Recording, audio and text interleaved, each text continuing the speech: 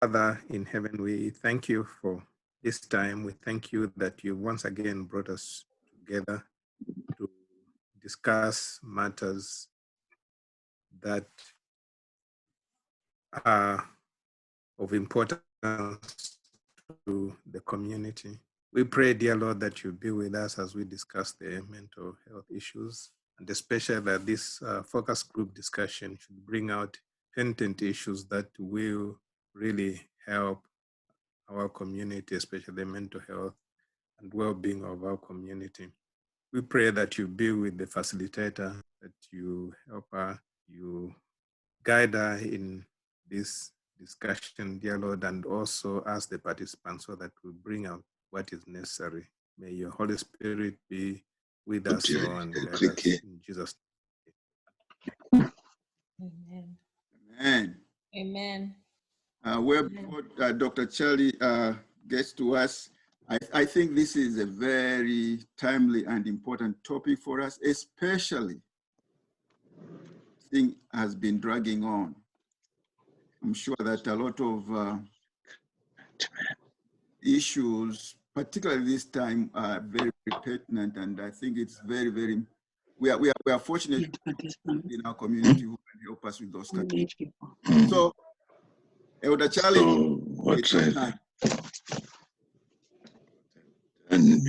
I'm going to mute everybody. You have to unmute yourself if you want to speak. That includes you, Elder Charlie.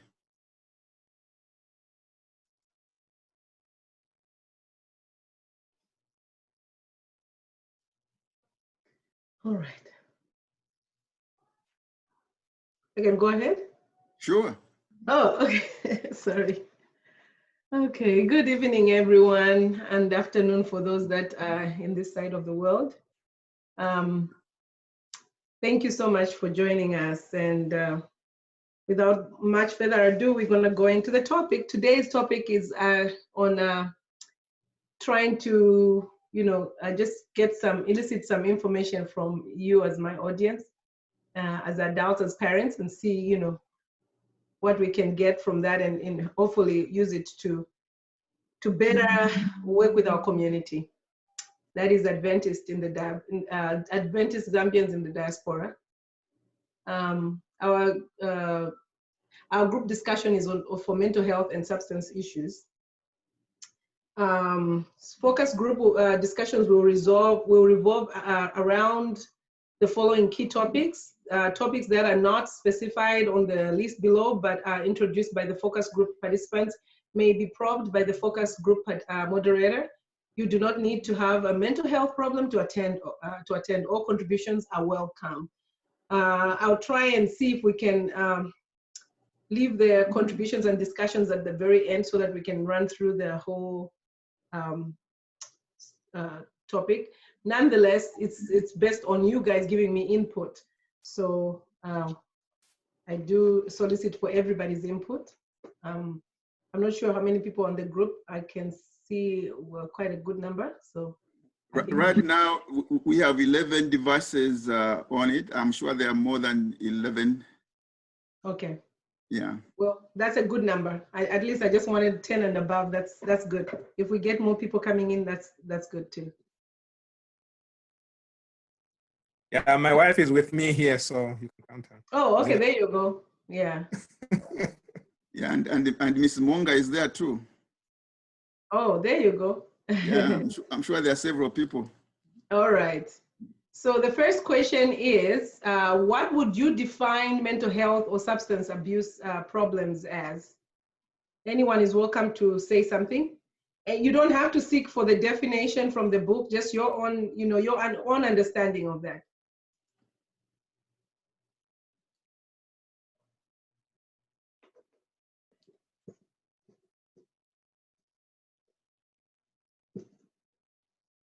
Anyone? Trying to find a pen here.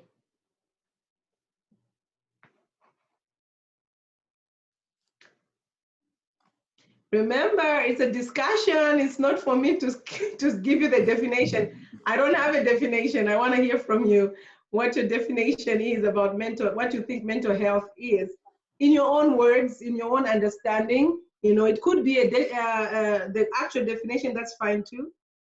But what is your understanding? I hear somebody speaking, but I can't really hear them. Hello, this is Maya. Can you hear Hey, me? Maya. Hi.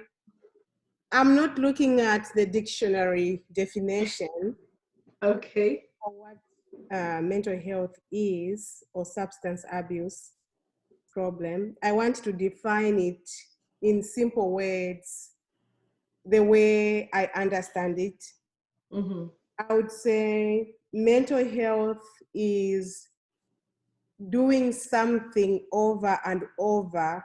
Hold on, Maya, sorry. Elder Mudende, are we recording it? I just wanted, just so that I can refer to it. Yes, ma'am. It's being recorded, and I'm glad you asked that question. Does anybody reject the idea of posting this on the forum after we're done? Okay. Yeah, it's being recorded.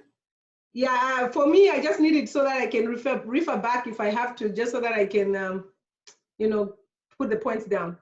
Yes. That way I don't have to write. Okay, go ahead, Maya. Thank you. Sorry. So this definition is not from the dictionary. I'm trying to define it the way I understand it as a human being. Yes, ma'am. When you find yourself doing something that is not of benefit to you, that is harmful to your body, you do it over and over without understanding why you are doing it, I would define that as mental health.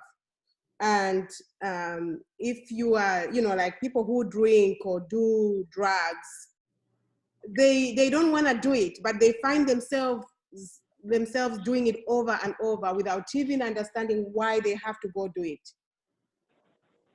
Sometimes as human beings, we say, oh, you know, they are drinking, they are drunkards, or they are drug addicts, but there's mental health involved in that. That's why they find themselves doing it, even if they don't want to do it. Okay. That reminds me of the definition of insanity, right? The popular known insanity is doing something, the same thing over and over again, expecting different results. I have a contribution. Sure. This is in order. Okay. The way I understand mental health is, it is a brain disease. To put it simply, the brain is not functioning the way it's supposed to. This can be attributed to abuse of drugs, or it can be triggered by situations. And then it displays the symptoms of maybe the repetitive tendencies my sister was talking about. But putting it simply, I think it's a brain disease. So you meant like predisposed, like someone who's predisposed to the disease, like, or like something that's more like, I don't know if I can say genetic here, there are doctors, I'm scared. You know, something that's already like, oh, somebody's raising their hand. Sister Monga?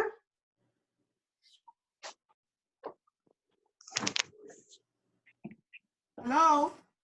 Hello, You hear me? Monga, go ahead. Yeah, I think I'm just looking at the two questions you asked. The first, there are two questions actually. What do you define mental healthy? Mental health is absence of disease. Your mental is well functioning. That is mental healthy. Then substance abuse, overusing something to cover up for whatever you're going through, in a simple terms. Because there are two questions there. I don't know if I'm understanding it well or not. You're good. You're good. You're good. That's good. That's good enough. You found the easiest way to define it, huh? It's just the absence of mental health. That's good. Yes, I like that one. Yeah, no, Go ahead, Glenda. Yeah, this is Glenda. Mental health for me is like Sister Evan put, you know, just like body health. When your body is healthy, there's no disease. So mental health is similar where there is no mental illness, lack of mental illness, or anything bothering you mentally. Simply so to say. You guys are cheating. How can you say that? No, I'm in school, remember. I'm in school, remember. That's okay. That's all right. I'm just joking. All righty. Okay. I can get maybe another one or two people to say something if there's any more that want to define it. Well, I don't know whether this helps, but I can begin by just defining health first. Health is the physical, social, mental, spiritual well-being.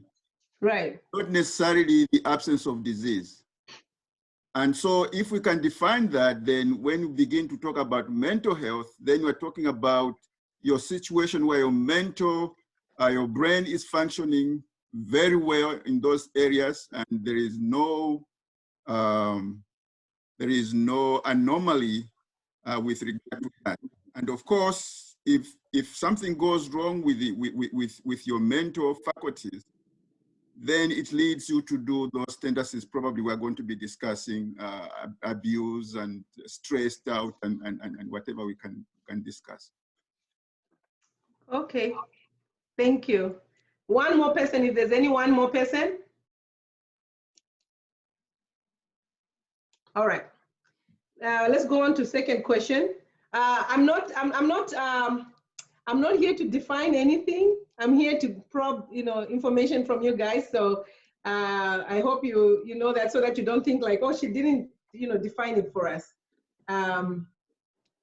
I'll probe certain things and I can ask further, but I'm just, trying to elicit information from you. The next question is, if you felt symptoms of mental health or substance abuse, who would be the first person you would confide in? If not anyone, why?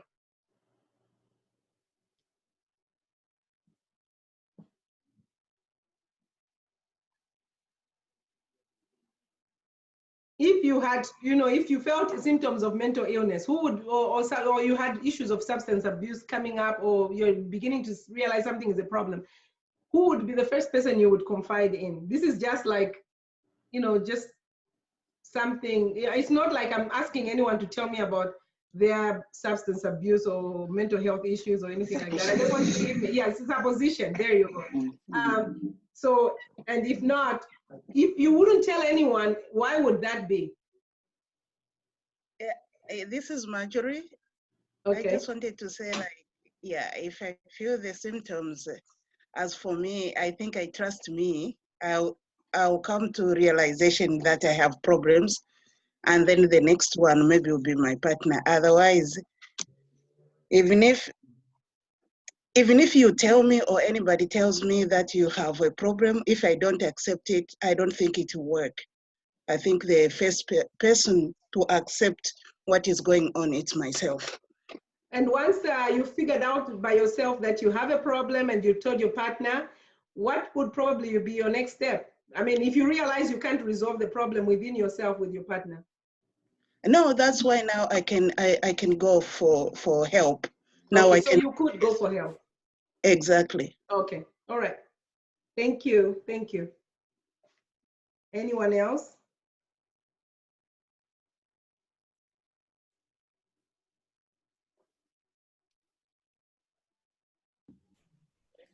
This is Ipeling.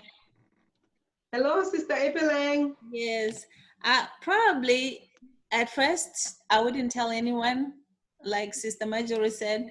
Maybe I'll be thinking, ooh, what would they think of me?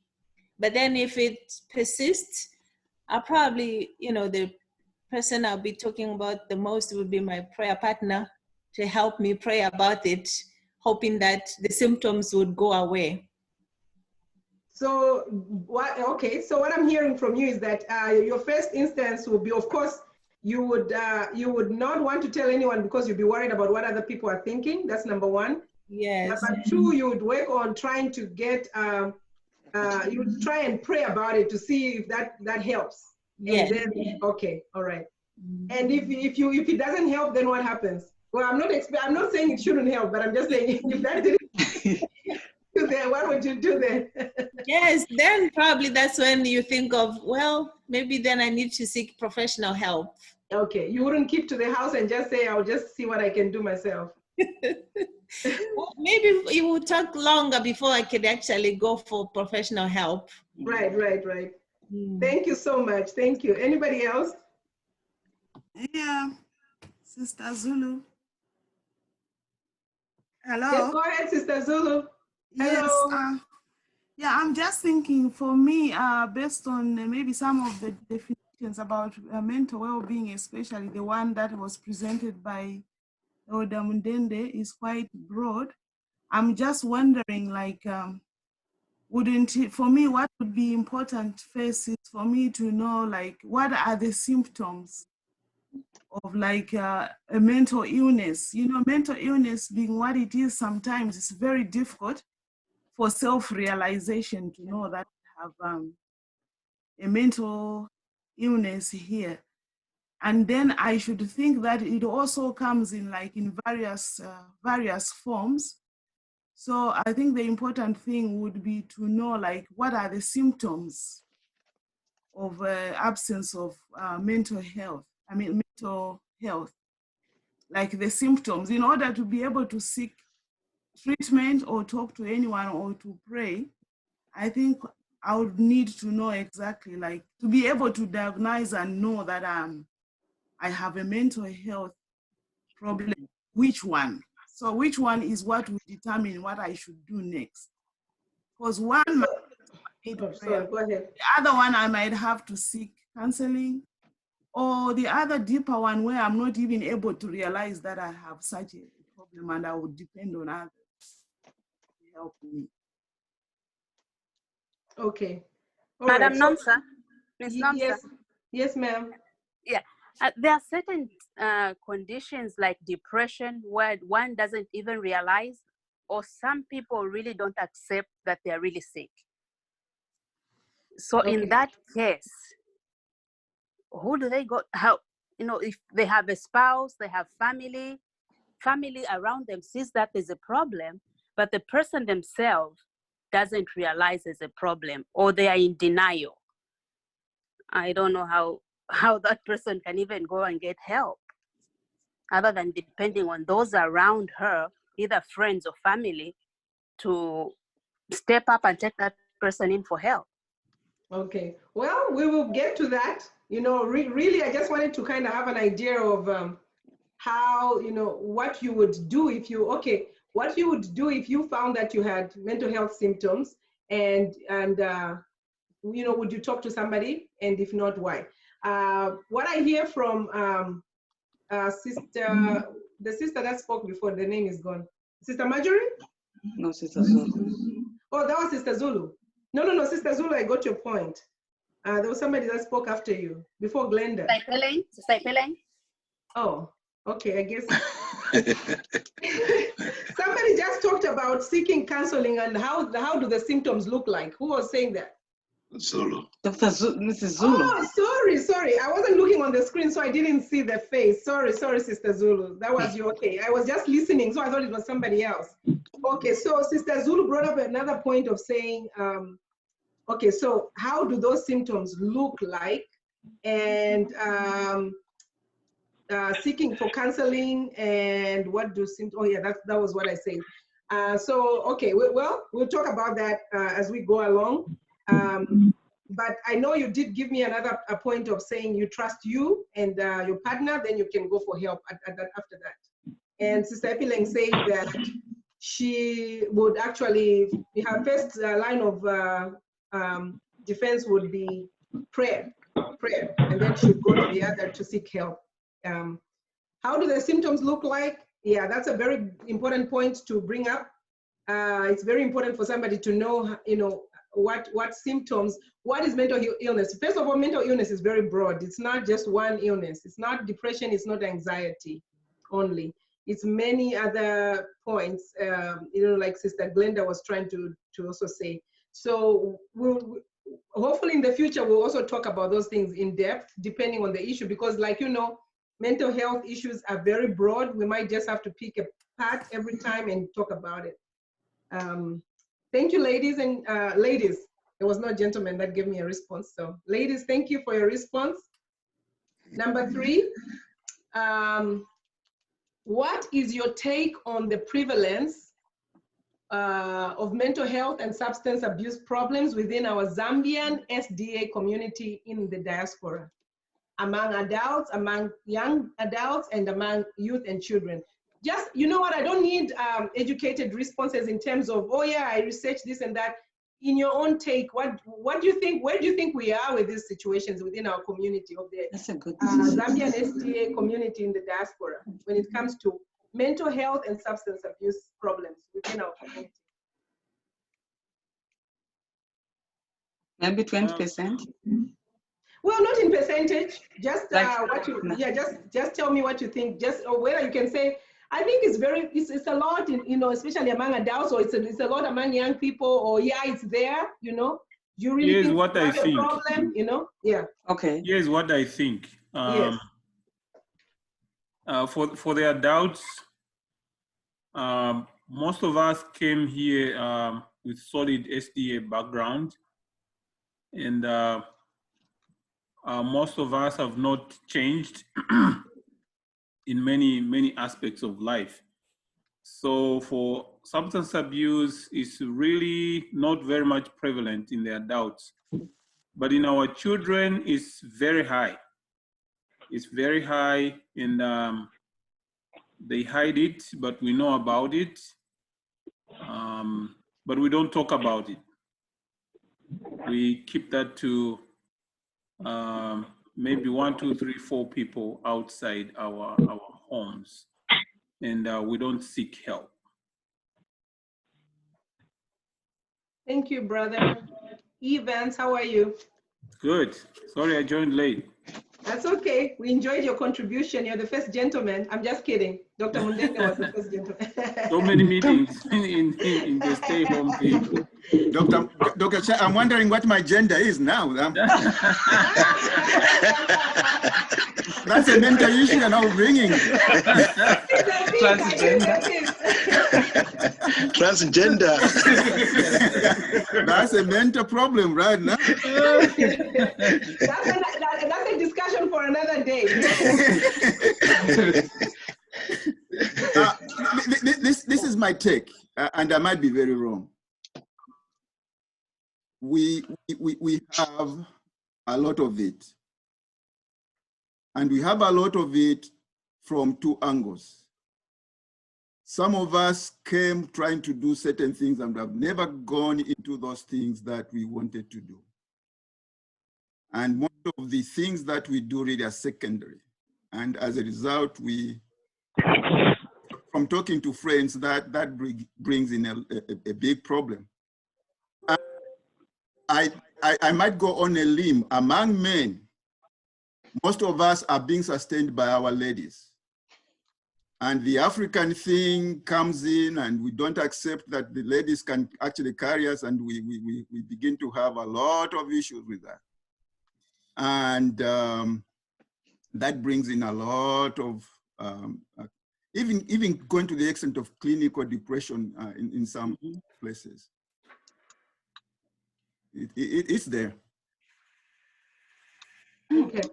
So I just wanted to clarify with Brother Evans, I forgot to ask him, when you said a lot of us came in with a solid SDA backgrounds and so we haven't changed, were you talking about substance abuse only, or were you talking both mental health, that we don't have, a lot of us adults don't have mental health because we came in solid, or it was just substance abuse, or, you know, just clarify that for me. I wasn't sure what you were talking about.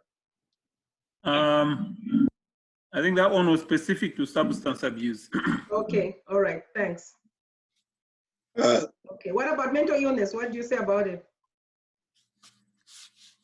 Me? No, I'm saying, what's your take on it? Yeah, sorry. No, you gave me one answer, so I'm asking about mental illness now, since you said that was for substance abuse. Let me leave it to Odamonga. He has his hand up. Okay, all right. You're pleading the fifth, all right. Yes. Can I go ahead? Yes, sir. Go ahead. No, I just wanted to comment on when you said we came with a solid background. one of the things that back home, we didn't have diagnosis like depression.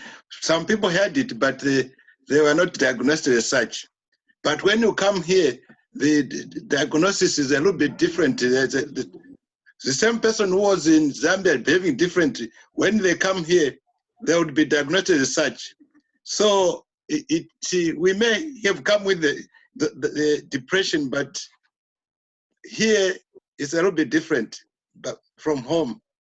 So what I'm trying to say is some of us may have depression even at home, and we didn't have those tools to make it known that is such. Mm-hmm. So really, what we are saying here is that I have a comment adults too. are not what do you call this? Are not exempt from the fact that they may also be suffering from mental health issues as well as substance abuse. Yes. Okay. Somebody else was about to comment. Sorry, go ahead. Pastor Chola here. Hello, Pastor Chola. Thank you so much. I just wanted to continue on what the elders have spoken about, like what Elder Chiombwe said. Yes, with a solid background, that's really great. And you're going to find that that very solid background is the very thing that has helped in masking the trouble that a lot of us are going through. Wow. Because it even makes it so difficult for us to even talk about what is going on. So depending on the kind of mental illness that is going on, of course, on substance abuse, it's something that, like he said, it's not something that is really prevalent so much in us as adults because of that very background. But as Elder Mundende said, and Brother Monga, yeah, there's a lot of mental trouble that we go through, because definitely when we came here, we were met with big cultural shock. That was the first thing. Expectations were so high, and then you come here, you bump against a wall, and you don't even know what you need to do. Think of what is going on right now because of the COVID-19 going on right now. A lot of us have lost employment. And you start wondering, what are you going to do to keep your family safe? Roof over their heads, food on their table, and from moving from point A to point B. So a lot of things go on. Several things change, like Elder Mundende said. You find that you as a man, you are used to being the provider, and now you start being provided for. The concept that you want to sink it in your head to say, well, yeah, it's okay for my wife to provide for now, and what am I going to do to get up to make sure I take up my responsibility as a man? So it depends on how we're going to define the mental illness and what kind of mental illness are we really talking about. But on the whole, it is prevalent so much amongst us adults in the Zambian diaspora that we Pastor Chola.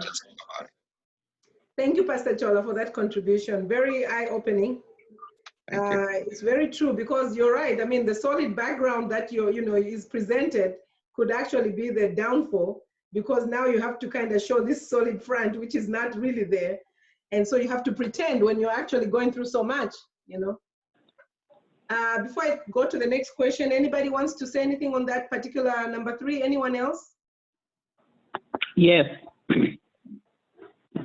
My contribution will be, this is the note again. Yes. Mental illness, I think, is prevalent in adults as well, like others have said. And we are talking about it now. It's because of the exposure that we have had. Maybe I can comment on when we are back home. These symptoms were showing, but because of our cultural background, the extended families, and probably not having enough rooms, you are not confined in a house. Even if you are down, someone will let you come outside and you forget about what's going on, and you mingle, and it doesn't show. It will show at a level where it's high, That's when they will take that person away from the compound and treat them differently. But things like depression, like my brother said, we may have come with those symptoms, but they are magnified here because of the cultural differences.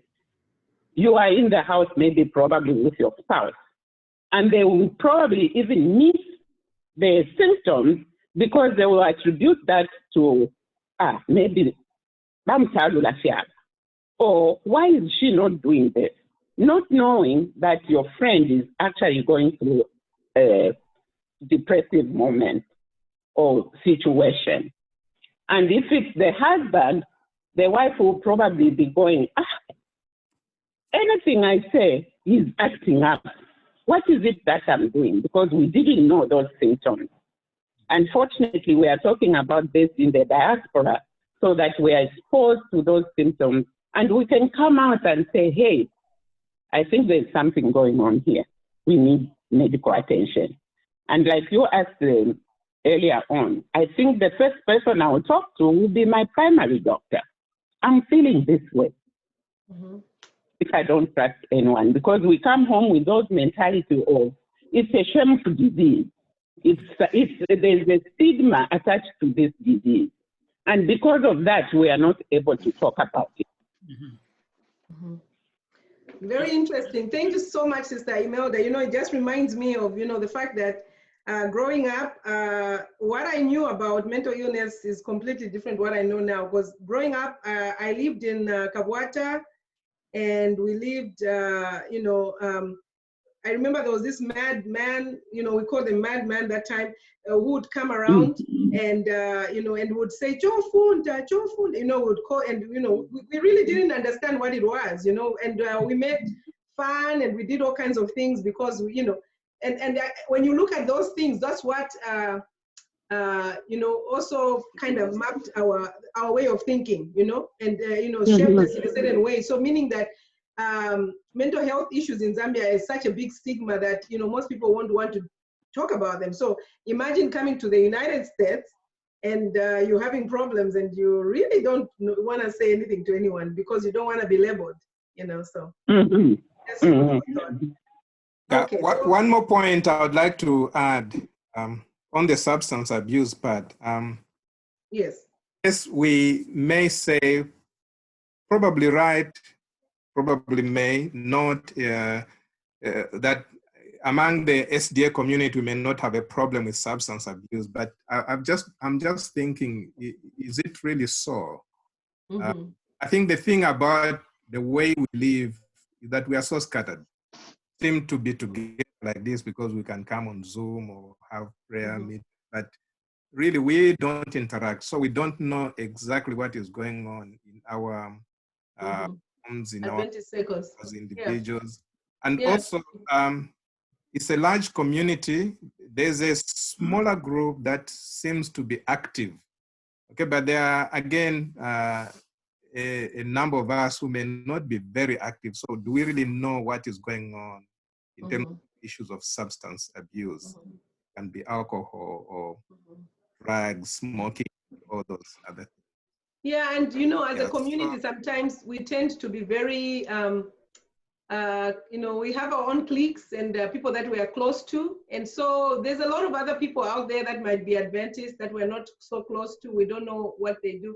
I know a couple of people that are Adventists that drink, I know, I'm not saying it's a problem in the sense that they are having addiction problems or, alcoholism or whatever it is, but they do, so it just depends. It just depends. I think it's the circles of people that we're around that probably we have not extended ourselves too much to see. Now, I don't know to what extent is the problem. I wouldn't tell you that, but I'm just saying, I'm sure any one of us knows somebody who's Adventist, who's either fallen off the wagon or is dabbling or something like that. I'm sure.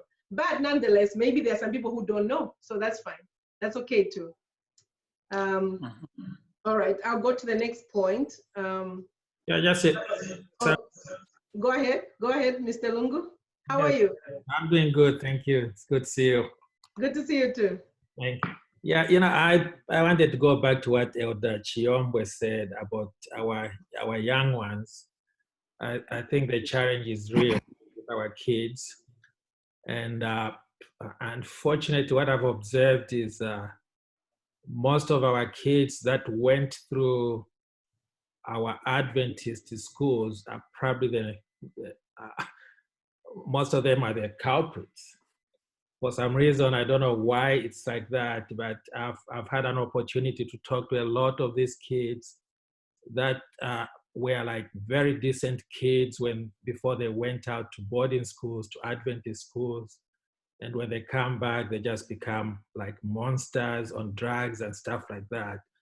So it's a huge problem, and it's unfortunate we are not sharing notes, we are not talking as parents, but I can tell you probably maybe 3 out of 5 homes are dealing with such issues, and we really need to focus on that. I have something to say about Sister that. Yvonne?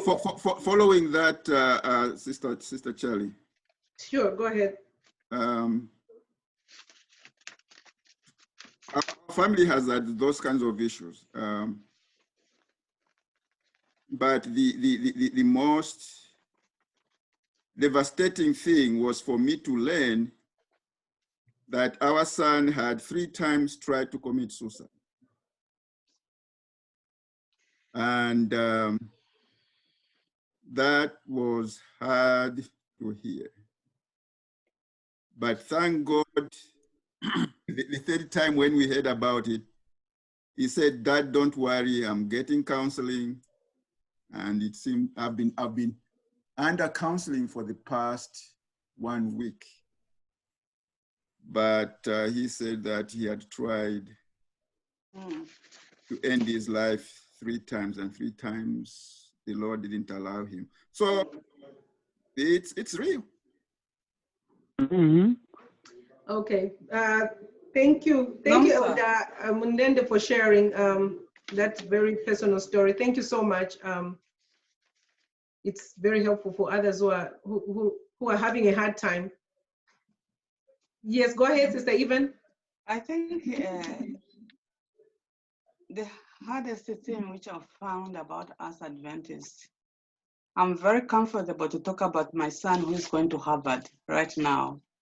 I'm very comfortable to tell you that my so-and-so is graduating with whatever they're doing. As much as we want our children to open up, even amongst us adults, we live that kind of can I say fake? I'm sorry to use that word. If I stand in front and share what I'm going through with let's say my son or my whoever, then some people will say, oh, because the parents are like this. I think at one point we need to come to a point whereby these things are real. And we have to be authentic to ourselves.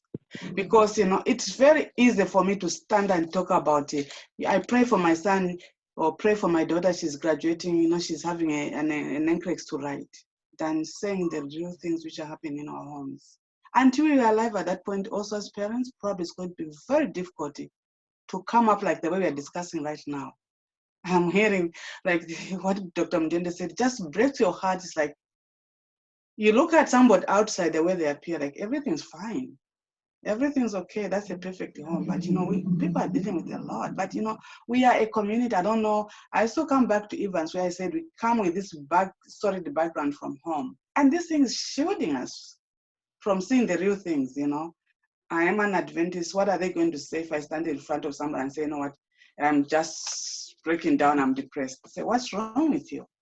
And the other thing also, we're having a hard time, even when I'm saying it to a friend, to tap somebody on the shoulder, I think you need help. We have learned these legalities. Who told you so? Where did you hear it? We in the medical field, I may even lose you. You may lose your license, just go point somebody, I know what, I think you need help. All these HIPAA things, all these things, they are really tying us, but as a community, until we realize that we need to open up to get help, we will not move mountains in our community. These things is real, it's happening. But the the outside thing we want to present is different from what we are dealing inside in our homes. Mm-hmm. Nomsa. Sister, yes. I'm sorry. Yeah, I think we have, like everybody's saying right now, we have a big problem amongst us. I remember when I was at the Long Beach Church, they started a program where they said mental health or mental illness is just like diabetes. When you get it, go get help. Yeah. Don't just pray. We need to reach that level where we start understanding that mental illness is a disease like any other. You can't have a cough and just stay home and pray. You take medication. So why do we have that stigma against mental health? That's where we have to learn to understand, because you find that if they know that you have a mental health issue, some people start stigmatizing. If you say something, even if you're saying something which is really, really making sense, some people will think you're just saying it because you have mental health issues, which is sad. Thank you. I would like to move on. Before I move on, I just wanted to kind of, touch on some, some of the points that were raised, very important points. Thank you, Brother Lungu, for your contribution. Sister Glenda and Sister Even, all of you, thank you so much for your contributions. Now, I can see I have a lot of information, and most of you are agreeing on the fact that, our children are dealing with this, they've been hit hard. But there's a point that Sister Even brought up that, and also Sister Glenda, thank you, yes, mental health issues are as equally important as, physical health issues. You take them to the professional. Most of us are quick to go to a professional when we have physical health issues. But with mental health, we are not. But at the same time, I would also like to believe, like we say, there's a context to everything. There's a cultural context to this situation as well. Why, our communities find themselves in that situation with all the stigma and all that goes on. And Sister Evans touched on something that I think is another topic for another day, which is very important, which I'm finding very prevalent amongst ourselves, and that's being authentic. That's an issue that I think is a big issue and also can only be tackled on its own, because a lot of us find ourselves not being authentic. We're not really, we are, it's just face value. We don't necessarily, people don't know the inside of us. They just know what they see on the surface. And like you said, it's easy to talk about things that are easy. My son is going to Harvard. This is happening. And then we have a hard time talking about the real things. Dr. Mundende just shared with us right now about his son. Somebody else will be thinking, oh my goodness, if I share, everybody will look at me as though there's something wrong with me. I think some of you saw that on Facebook at one time last year, after we had, I think, a death in the Zambian community, but not here, somewhere else. Somebody had, I think it was a pastor that had written a point on that the problem for why the young people commit not adultery, sorry, why they commit suicide, why they commit suicide is because it's their parents. It's something to do with their parents, Well, sometimes there could be truth in certain points, but you can't put that as a blanket statement. I think that's wrong. And so there's need for people to understand more, because you say that, then everybody's looking at that parent that just lost a child and saying, what did you do, to cause your son's death or your daughter's death? I think that is so wrong at many levels. So we have to be very careful. Whether you know a truth or you don't know a truth, sometimes you just have to be careful how you deal with people. People are fragile, and you just saying things that you're not aware of or you don't know about, you can cause more harm than good. Thank you so much.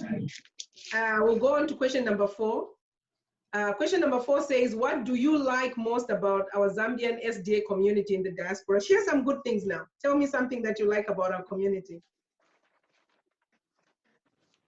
There for one another. We are supportive, we go to each other's house, we cook for each other, things like that. Weddings. What? So say that again? I saw we go for all these things for our friends' weddings, graduations. So social activities, we do a lot of social activities together, or I mean, as we Praying can, together. since we live far away. Okay, we pray together. When grieving, the Adventist community will be the first to get to you even before your family back home in Zambia gets to you. That's an amazing, amazing thing. Thank you for that. Yeah. I wanted to say something before I leave for another meeting. Why? Where are you living now? Meeting after meeting. Just something quickly. I think we shouldn't beat ourselves too hard that we are the only ones who don't talk about these things. I have worked in mental health for over 15 years. The story is the same for all Yes. people of our color. Even the people from here is different from the white people.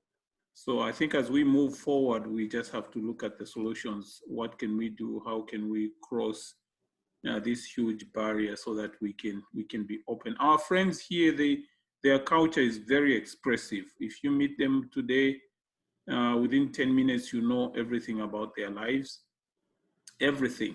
But with us, it's not that way. I remember during one time when I went to UNZA, people who were studying, who were in social sciences were being laughed at village stage Chipakwa. So it starts from there, but people who are doing engineering or are being praised and everything. So even from the beginnings, so this thing is tough. That's why in the US, they passed that parity law for insurance, because even insurances, they do stigmatize, they don't pay much for people who have mental health. So during Obama, there was a law which was passed to bring parity at least to insurance companies, so they could consider mental health at least at the same level and pay and increase the number of days, the number of visits, and all those things. So I think we're doing well. We just need to pray about it, cross that threshold, and reach a point where we can trust ourselves, our community, and share and get help. Thank you. Thank you for the conclusion. The meeting is over. Okay, thank you, Brother Evans. Thank you.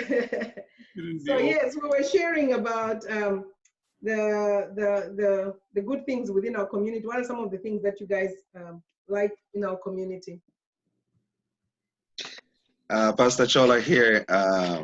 One of the greatest things that I really like is really recent, apart from all the things that we have talked about. The thing is just what we are doing right now. Okay. Because this is something that we never had. And the leadership and the community is bringing in this thing to show that we are faced with a real problem, even when we masked it. So we are coming up open to one another and stuff like that. And so great, like for example, the testimony that Elder Mundende has shared. As many families, we really don't come out like the way Elder Mundende came out. So we know now that we have prayers to offer concerning our son in Elder Mundende's home. You know, so this kind of interaction and this kind of brainstorming and just what you are doing, Dr. Namso Charlie, is really, really so great, because now we know that we do have resources within our community. I have a problem, mental issues, probably even before I can even go to my psychiatrist or someone, I know that Dr. Charlie is sitting there. Oh, I thought you'll be, Certain I'll be things, the first one. No, you are the first one to. Of course, you'll be the first one, sweetheart. But he's offended. Please, can you change that statement? Can you take that back and say your partner will be the first one? I am talking about professional help. Okay. But wife help is obvious. So. We have factors in here. So this is really great. The community is bringing up resources and our professionals into this, and we are talking about this. That helps a lot, and I like it. Anyone else before I go to the next one? Yeah, Yes. so just, or maybe you can go ahead. There's someone else. Oh, Go ahead. for me, I think I was attracted to Azana. I was attracted to SDA, not being SDA from home. I became SDA here. And this was one of the attractions, getting together and getting in the word, knowing the word, and the way the SDA church is just structured, coupled with the formation of Adana. I mean, when we come together, there's unity. You can see and feel the Spirit of the Lord among us. So my prayer is that we continue brainstorming, like the leadership has come up with this mental health issue. I have a lot to talk about that. Maybe one day Dr. Chai will allow me to give my testimony. But it's really, really good. What you are doing is good. And I pray that the Lord continues, helping us and going ahead with what we are doing right now. Thank you. I'll allow two more. I think Elder Monga, I saw your hand, and Yeah, somebody else was about to say something as well. Those two. I just want to add to what other people said. One other thing that I like most, in addition to what has been said already, is that they share my values. They understand the values, and in that respect, other people might not understand my values, but the Zambian Sda Community in diaspora, they do understand what I value most. Thank you. Thank you. One more. The other lady, there was somebody else that wanted to say something. It was Dr. Zulu. So I think I'd wanted, but I think it's been covered. Just to add, say that I like the community because we are trying to build each other and to progress, not just materially but even spiritually.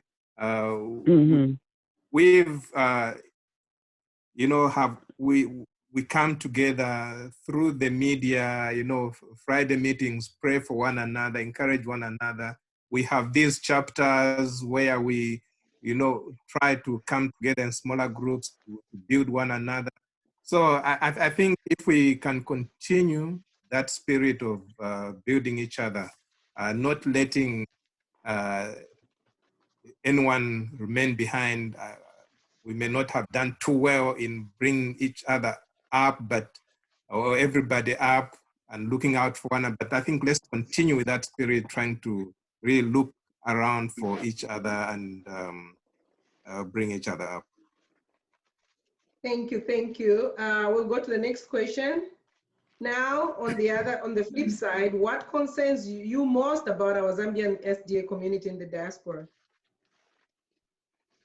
Yeah, so I'll start from where I stopped. I think the concern, my major concern really is that much as using technology to come together to share, I don't think beyond this, I know what is happening with my neighbor, even just here in Atlanta. I may not know the full details of how the next family is doing, what they are going through. So that is a concern. Probably, again, we haven't been very open to authenticity. So that is a concern, and I don't know we really can really be open with one another so that we know and take care of each other in a better way. Okay. So are you saying this because of the like us using technology, like being on the Zoom, so kind of like very difficult because you can't tell like for what really is going on with somebody, or we are trying to use what we have. Okay. We are trying to use what we have, Zoom technology, which is good. Yeah, but I think probably it ought to go beyond this, Okay. so that physically we know really what is going on. Okay, yeah. So we need the physical presence of, coming together and fellowshipping. Yeah. Now, I know we are all scattered around the US, That's but at least the within major your community. problem. Yeah, but within your community as well, you're saying that it's also a problem. Even within Atlanta, it's not like you have all this, you know exactly what's going on with everybody in your community. Yeah. Yeah. Yes. Okay, thank you. Anybody else? Yes, sir. I think my concern is that one of them is that we are either hypersensitive to one another or severe insensitive to one another. And in between, sometimes we end up being judgmental to one another.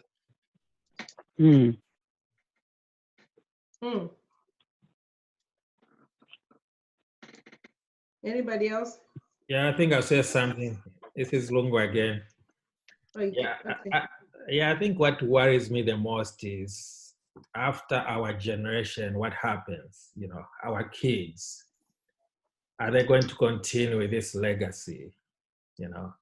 That worries me the most. I think if I can add on to what Elder Chiombe had said earlier on, those of us who grew up back home, it's so amazing that you meet 30, 40 years later, people are still holding on to their faith, But what are we passing on to our kids? Are they going to continue after us? So I think that's what worries me the most. What happens after this generation? Let me answer that question a little bit. Our children are starting their own culture, they're starting their own society, which is a little bit different from ours. So they'll have their own society, I think, in my view, different from ours. Where they're carrying what we brought, I doubt it.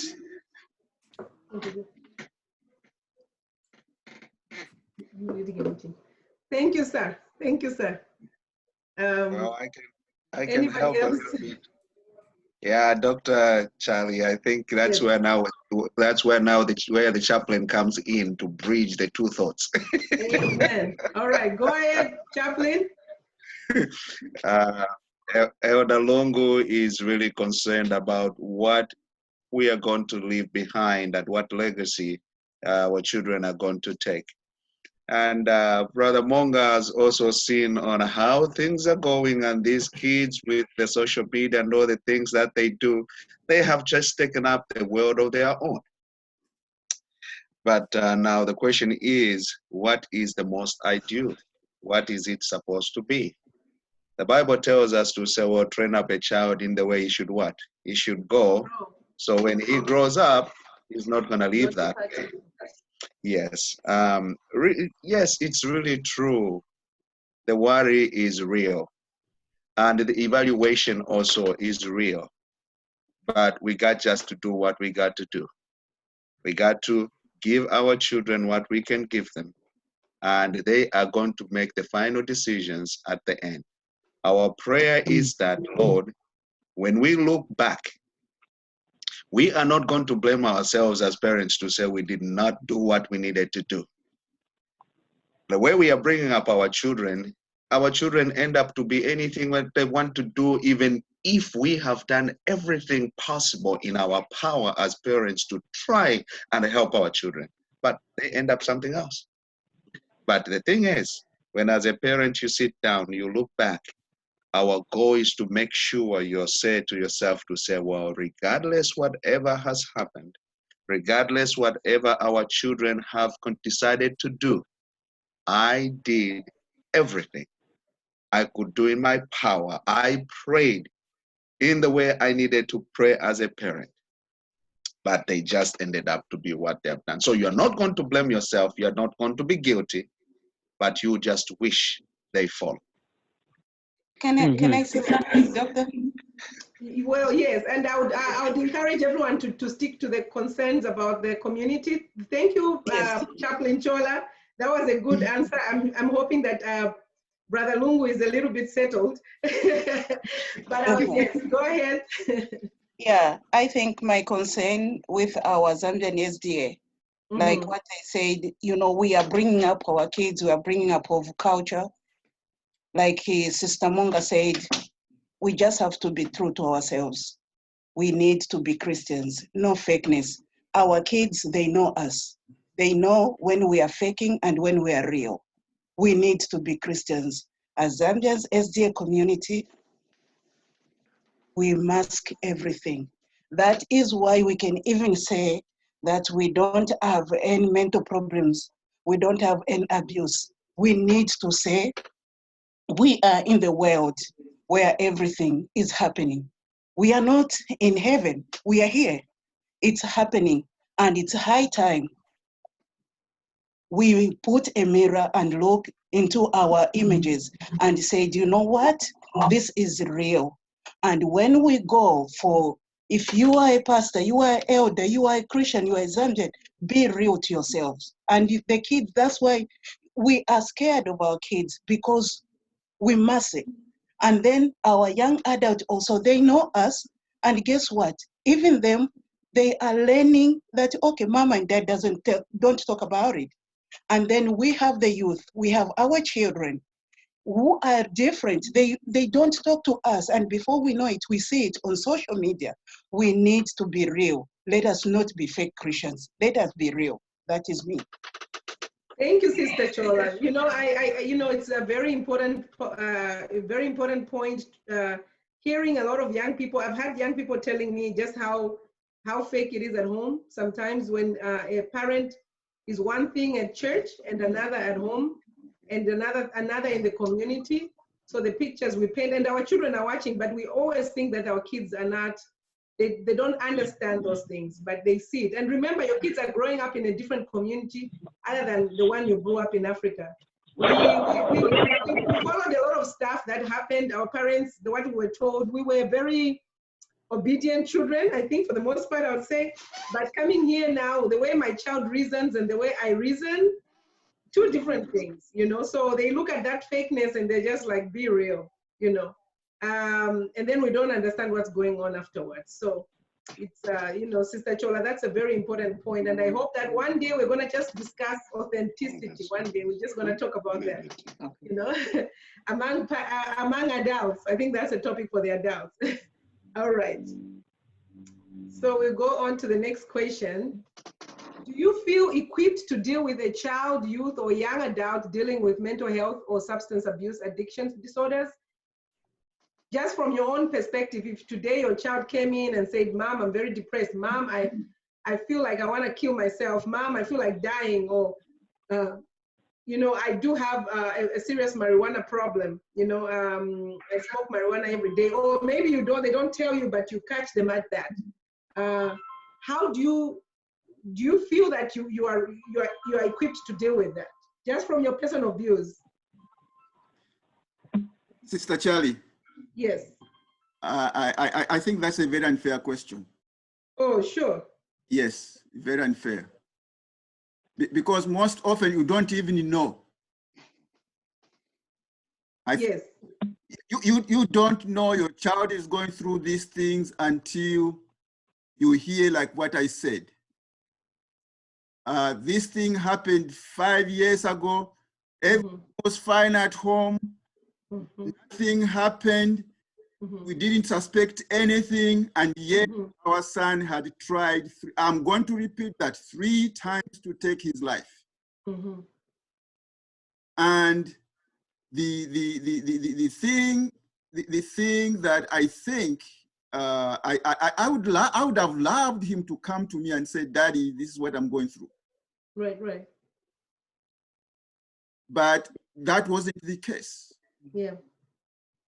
It was at the point, as I said, at that 3rd time, we would have been mourning somebody.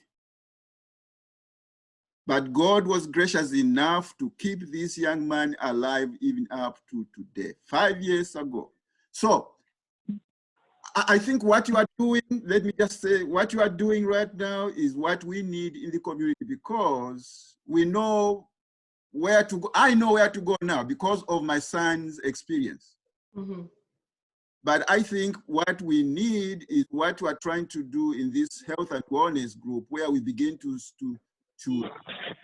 educate ourselves on the signs and things like that. And hopefully we are going to come to that when we begin to see things happen, we begin to ask questions, because in most cases, they are not going to come to us. I don't know what we discussed last week. Okay. But Dr. Mudende, at this point, you sound like you are equipped at this point to deal with that at this point. But I would like to say, is that the sentiment that most parents have right now? Dr. Chola, Pastor Chola, if somebody came to you and said, if your son came to you, or you found out, because like Dr. Mudende said, sometimes we don't get to know about it. We just get to find out. And I mean, this is everyone. I'm not an exception. I can tell you all about my kids. I have a 23-year-old and I have a 17-year-old, and I'm having to deal with a lot of issues. And most of the time, none of them came to me and said, "Oh, mom, this is what's going on." They thought they could actually get away with it until I found out. So even as a therapist, did I feel very equipped to deal with my own child's situation? Probably not. I wasn't really ready for that because I wasn't expecting that. It was the last thing I was expecting. So now I'm wondering with everybody else, Sister Monga, do you feel equipped? If right now you had an issue, could you tell me, Nomsa, I know what I'm going to do. This is what I'm going to do. This is how I'm going to help my son. I have to go here. There's this mental health issue there. Is anyone equipped right now? Does anyone feel ready to deal with such a situation? My answer, doctor, will be different. If my son came like, this is what has happened, I'm not equipped, but like I told you, I'm going to look myself in a mirror and accept, and then get professional help. Yeah. I think that is the only thing that I can do. Okay. So at this moment, doctor. Sorry, go ahead. Oh, I thought like somebody else was talking. This. I'm going to share a very brief testimony. Yes, sir. Just following what Elder Mundende has said. To answer the question first, we will feel like we are not really prepared. Mm-hmm. Yes, because it's true, we are not prepared. But the Lord has given us the basics of where we are going to begin from, and before we can even go seek professional help. The primary intervention that as parents we are going to do when we know the situation. This is what happened. I travel a lot, okay? My wife was sitting here. I don't know how the Holy Spirit talked to her to bring up a certain program with the kids in the house. Like Elder Mundende said, when my wife shared and we talked with the children, we were in tears that night. Because all of you as children of God, when you look at the children and we come with them, they sing in front of you and this and that, we really did not know what was going on in their heads. We really did not know how many messages the devil has even actually spoken to them to feel so inadequate and that they don't matter. And as parents, we are thinking we have provided everything. And now with the children, when they tell you the reality and how they feel, a lot of you know that my son is dealing with a medical problem that is really a complex, that there are several times he has felt he doesn't need to live. He just needs to die and forget about it. So I really appreciate this kind of forum and things that we are talking about. We were literally crying. He sees the psychologist. And right now he sees the psychologist and all the people that are supposed to be surrounding him and stuff like that. So in other words, what am I saying? When we have a lot of time with our children and we ask the right questions and develop that rapport with the children, let us just go in and dive in even when they don't come in to ask us anything, because these kids are not going to talk. Like Elder Mundende said, they are not going to talk. But this program here is very, very vital. And I thank my wife every day. The boys have a list in their home, in their rooms. that tells them the good things about themselves. They made a list. My wife taught them to say, okay, write a list of things that you think are so bad about you and things that you feel. And they wrote a lot, to cut the long story short. And then my wife said, okay, those very things that you say about yourself, say to your brother. And look at yourself in the mirror while you review this, and they'll say those things to your brother and mean what you say. And they refuse. They say, no, I can't say this to my brother. And then the mother said, so why? Because they are the meanest things in this world. Oh, okay. They're the meanest things in this world you can't say to your brother, but you can say to yourself. So it was so emotional. They had a hard time to come up with such a list.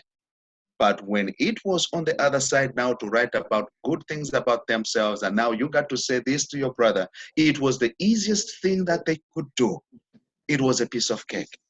And looking at themselves in the mirror, and then we made a message of what the devil communicates to our children and how their mental health is really affected.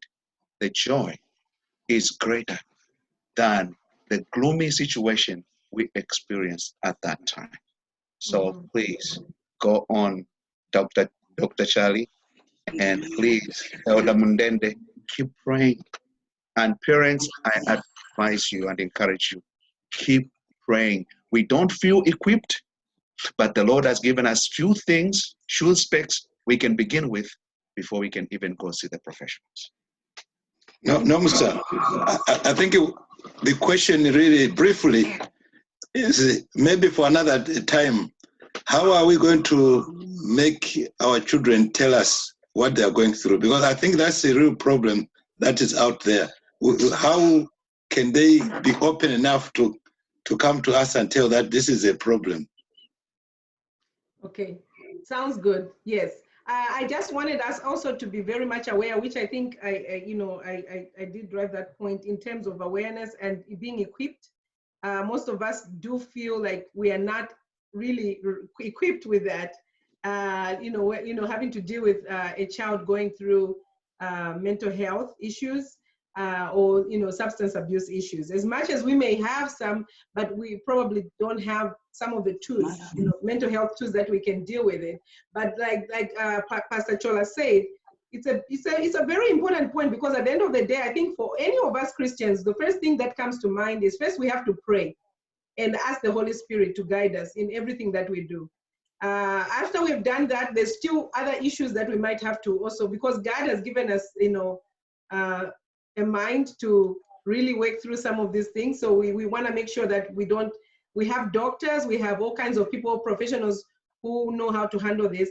So at the end of the day, what I want to know is, are we able to, reach the resources that we have in the community? Are we able to figure out how we can deal with that? If a child comes at that moment, yes, you can say, let's pray. But the child is also saying, now you can pray, yes, but the child is also saying, I need help right now, And for us, we're like, prayer is the answer, which is true, because that's our go-to thing. But we also need to know some of the tangible things that we also need to do after we've prayed. We also need to know how we're going to talk, because sometimes parents say things, anything. If someone comes and tells you, I'm feeling very depressed, I'm very sad, you're going to be okay. Go to your room, pray before you sleep. You'll be fine. And we leave it there. That's not adequate. That's not adequate.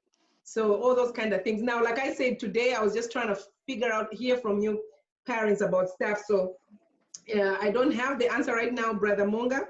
I think you are so right. Like I had the discussion last week with the young people.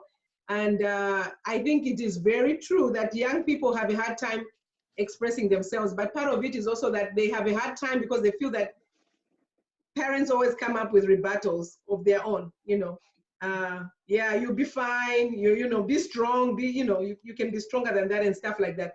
I'm going to kind of wrap it up when I get a chance to, and then I'll also, share with you some of the summaries of some of the things we talked about with the young people. They really appreciated actually having that kind of forum, and they are hoping for more forums like that where they can feel comfortable to talk and just express themselves.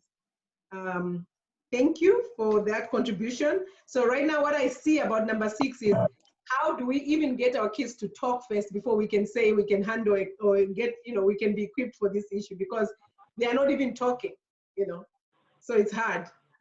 We mostly find out from accidental discussions, like the Chola said, you're watching something and all of a sudden, okay, yeah, this brings up this particular topic. Sometimes you catch them at it, sometimes the teacher is calling and telling you what's going on, things like that. So we haven't really gotten that kind of discussion with our kids. I mean, we haven't got that kind of environment where kids are kind of open to talk about how they're feeling. So we're still having a big problem and a big gap, within us and our children. Number 7, in your own knowledge, what do you believe to be the best means of coping for individuals dealing with mental health issues and substance abuse issues? Now, again, this question might just be the one from the next one, because you said, most of you said you don't know, how you would handle that situation. But now I'm just kind of tapping from your own knowledge.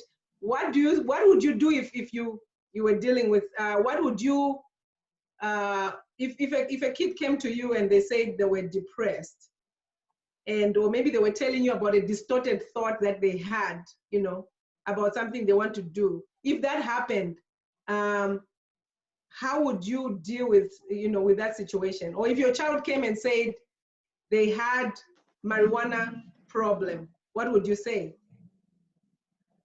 How would you deal with that?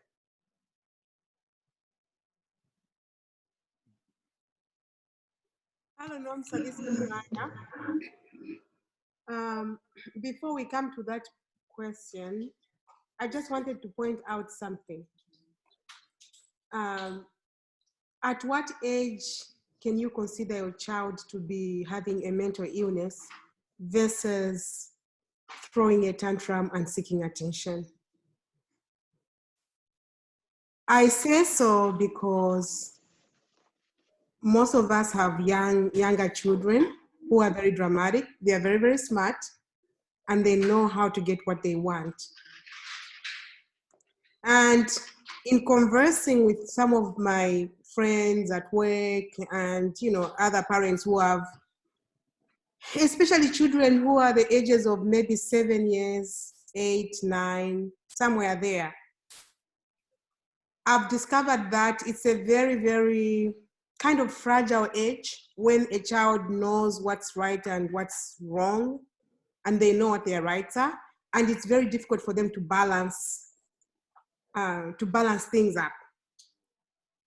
So as a parent, what can you say about that, Nomsa? When can you think this is a tantrum versus, oh, my child is mentally ill because I've lived this, I'm living this, I have a 9-year-old.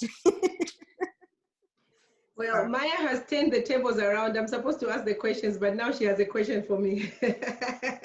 Okay. Well, I'll just give you a short best answer, like from my own experience working in the clinic. For me, now, I think everybody's different. I think I don't like to work with young people below 5. They have to be at least 6 and above. Because at the end of the day, I think there's a part of the child that's developing, so we have to be careful. There's certain behaviors that children exhibit as they're growing, and so if they're age appropriate and it's not something that's kind of above and beyond, causing a lot of stress, I think it's okay to let a child be. We've had a lot of young parents that come in to get a referral to the psychiatrist for their child because they think their child is ADHD, but and I worked with a doctor that wouldn't even prescribe medication for anyone below 6. So I think it just depends with where you go to. And then there's some people who are specialized with working with children. They do, they work with parents and their children, younger children, and that's just therapy, not necessarily medication. And again, I don't know, Maya, you would have to deal with that particular situation and see what's going on with an assessment and everything. But you're saying it's a 7-year-old? Okay, I'm not, let me give the example. There's homeschooling going on right now. Yeah. At the same time, you know, some of us have made a mistake of having TVs in the house and having computers. And the children of nowadays are very sophisticated with as far as gadgets are concerned. So it was an issue of doing schoolwork versus, you know, watching TV or doing a game. Okay. And I said, you have to do your work. You have to do your work because every week we have to go to the school to drop off the work. So anyway, when I pushed so hard, somebody walked away from the living room and went into their bedroom and wrote a little note to say, my mom hates me, I shouldn't just leave. Got that note and went and pushed it under the door into the sister's room, the sister who was in a Zoom class because the sister is in college. And then the sister took a picture of that and sent it to my phone. I'm busy cleaning up in the kitchen. So I got that. Oh, okay. So then I go to the bedroom to my son. I say, what is this about? Well, first I go in there, he's crying. And then I let him cry. And then 30 minutes later, I go back. Hey, can you open your door? What is this about? And then I say, this is not acceptable. You have to do your work. I mean, that's the African way of doing things. No, that was so wrong. And then I said, I do not love you. Do you think I can do this and this and this? And then he said, no, you cannot. And then he said, I'm sorry, mommy. And that has not happened again. And that's why I was asking to say, when do you call a tantrum, and when do you go seek help to say, oh, this is now mental illness? I talked to a friend of mine who has a 7-year-old, 8-year-old. They have a tendency of saying, oh, everybody hates me. Nobody likes me. I mean, if you pay attention to your kids, you realize that at that age, those things happened. They want attention, they want everybody to love them in the school. So if nobody is following them at the school, they don't have that many friends. Oh, everybody hates me. I'm sad. I feel sad because nobody loves me. Anyway, thank you. Thank you, Maya. You know, No, thank you so much. Yes. Nomsa, can I chip in briefly? All right. Okay. I think being parents in the USA is the hardest thing ever. It is so hard. Because what our kids get away with here, we wouldn't get away with. If we misbehaved, one slap or just one look, that was it. But this is a different society. We have to be taught how to parent in this society.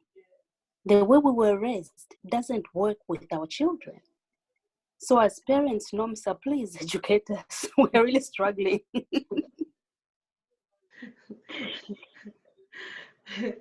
Okay, well, unfortunately, I know we can't delve into this issue completely, but I do like the fact that Maya brought up that now, as I look at it, it's a good example of the same question number 7 that I was bringing up, you know, so the way she handled the situation with her son. Now, before I comment, does anyone want to comment anything about how Maya handled the situation? Maya, if you don't mind, we are using you as a pawn now. I don't mind. Okay. This is me. This is yes, Even. Go ahead, Sister Even. Well, I would have handled differently. Well, how would you handle it, Sister Even? How would you handle it? I would have explored it further. What is it which makes you feel the way you feel? And then maybe would have picked a discussion from there.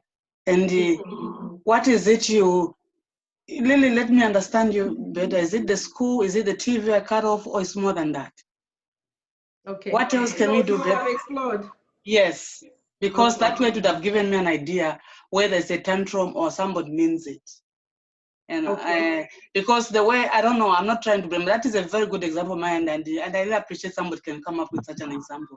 Because in my view, I may be wrong. I'm not saying I'm correct, I'm just thinking that way. The way you dealt with it, you broke the channel of communication to explore, to understand what was the intention. I know he's a 7-year-old, but he gave you a clue. Yeah. Tantrum or not tantrum, you should have explored it further. What can we do? I mean, I understand this. Where is it? You know, those kind of a thing. Yeah. You know, I think that way you would have maybe picked something from there. I don't know. I may be wrong. Okay, let me interrupt a little bit, my brothers and sisters. So this problem started sometime last year. Okay. At a school, a Seventh-day Adventist school where my son used to go. He would, when they switched out teachers and when his sister went to college, apparently he went into a little cocoon of sadness. I'm not gonna use the word depression because his favorite teacher left the school and his sister from home left home to go to college. So life changed dramatically at the same time. So the new teacher came and my son would go, you know, when something is not going the way he wants it to go, he would go sit in the corner and start crying. Then the teacher would go to him, what's wrong with you, you know? And that continued, and then the news got to us parents. We sat down with our son. He told us how everybody didn't like him in the school. And we could see that definitely there was something to do with the teacher and everything changing around him. So what did we do? We moved my son to another Christian school. It's not even Seventh-day Adventist, but we didn't have an option because that was the only choice we had. So at that school, very, very structured school, the teacher very similar to the teacher who had left the school where my son used to go to. And everything was going on well. Again, when things didn't go the way he wanted them to go, he would use a word like, okay, I'm going back to my old school.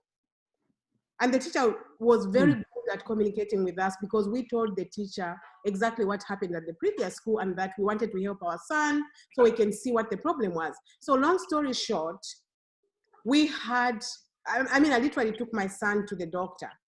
Okay. And after interviewing my son and everything, this doctor concluded that it was because of the major changes that happened to my son. He's very close to his sister, and his sister went to college, and he was very loved his teacher, and the teacher left.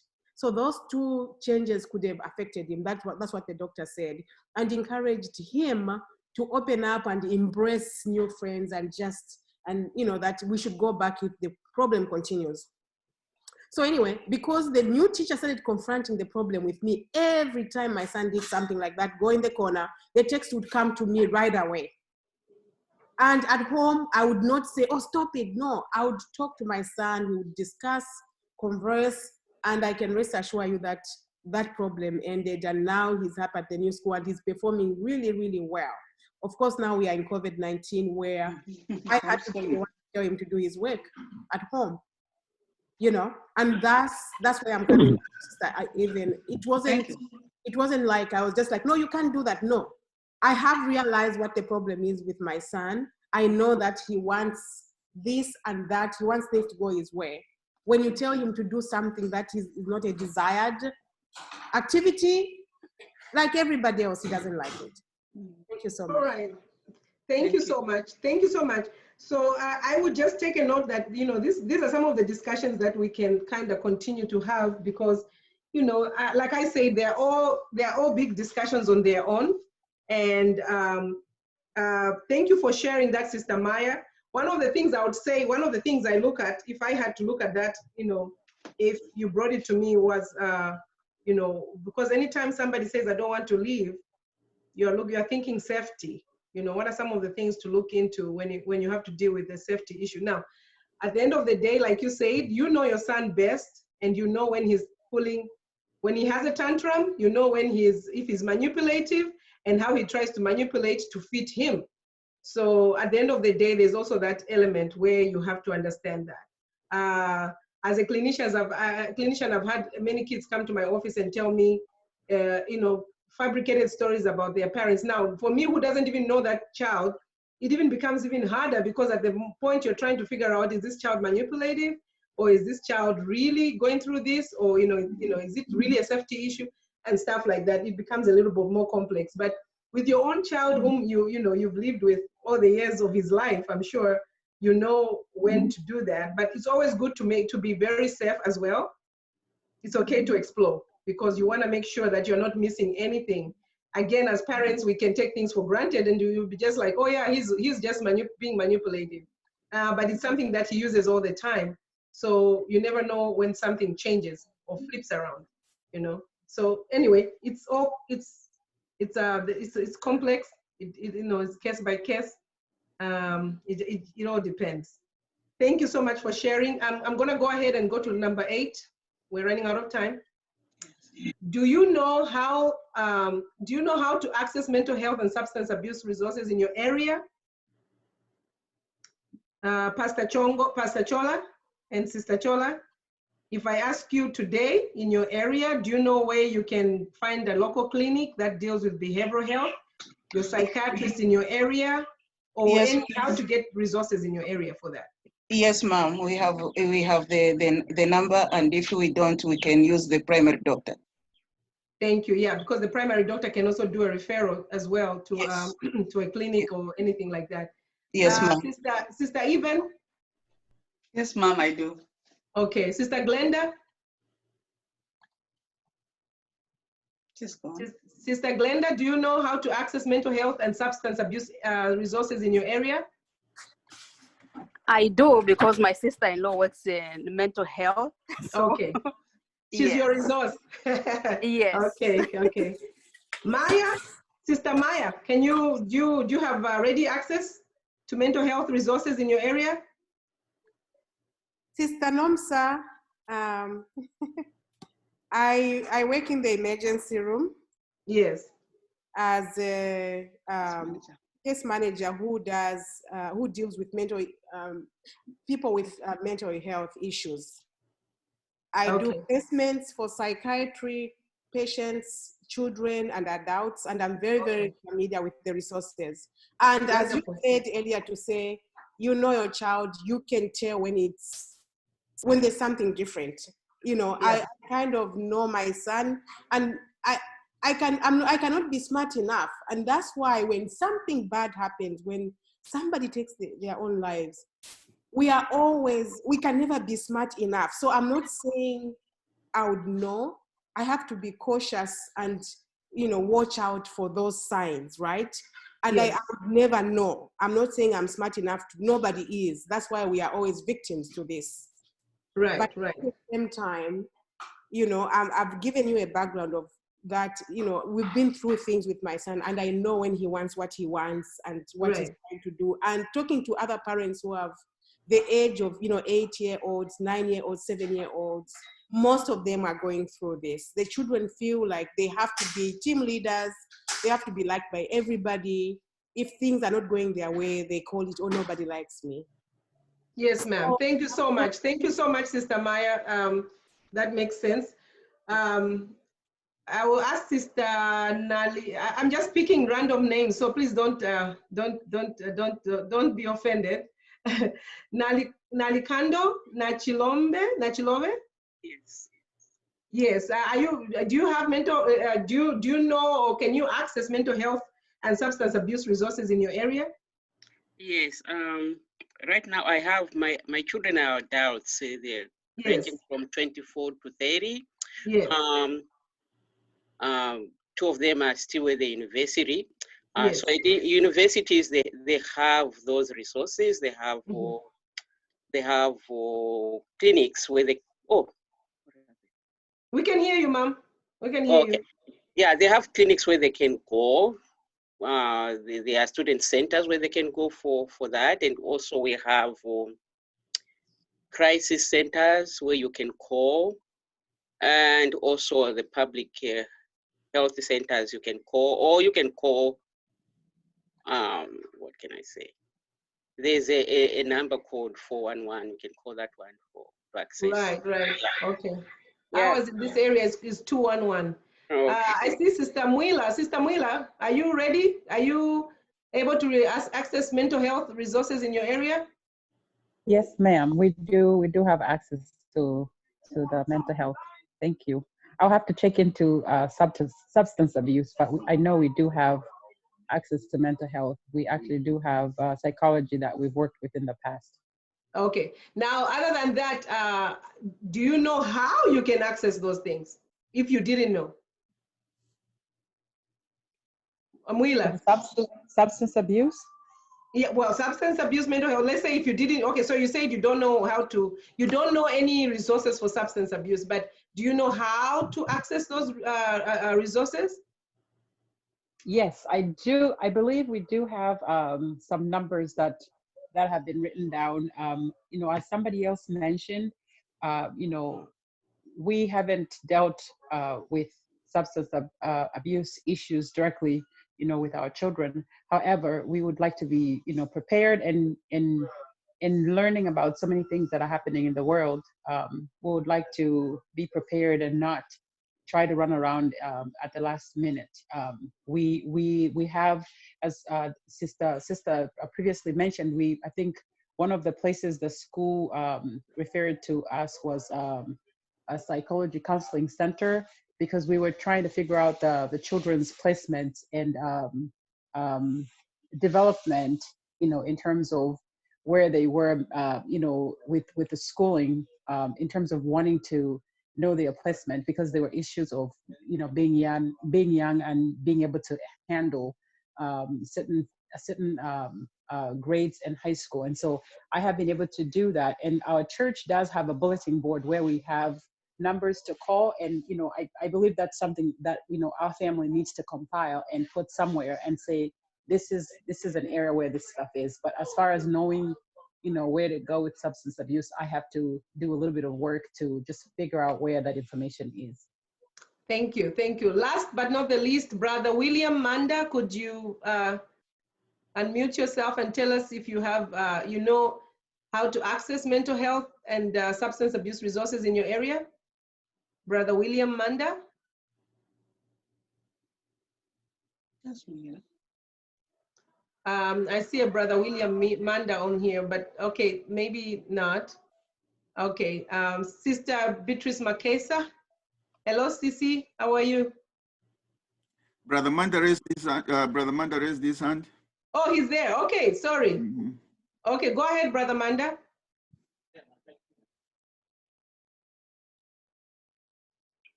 Hello, Yes. can you hear me? Yes, we can hear you now. Thank you. Thank you so much. I do know the resources in our area because I had taken my son for counseling some time back. So I kind of know the resources which are in the area as well. So yes, I do. Thank you so much. Last but not the least, Sister Beatrice, could you tell us if you know resources in your area? Yes, I think yes, we do. Thank you very much. We use our primary. We just moved to another place right now. Okay. And, so our first contact right now, actually, we are just in the process of trying to find a new counselor for our daughter. Okay, all right. So our primary doctor. Yes, and usually primary doctors are a good resource because they'll still, help you and give you resources, to different places. Thank you so much. I'll go to the next question. Number 9, what do you think are the most important mental health or substance use issues now, or needs of our young adults and youth group? What do you think, with looking at our own population within the Zambian community, our own kids, in general, I'm not pointing a finger at anybody, just what you think are the prevalent mental health, important mental health or substance use issues?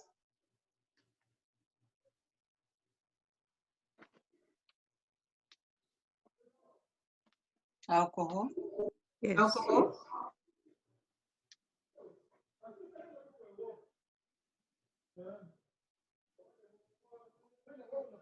Alcohol, anybody else? What do you think are kind of prevalent issues within our community with our children? Okay, I'll mention one.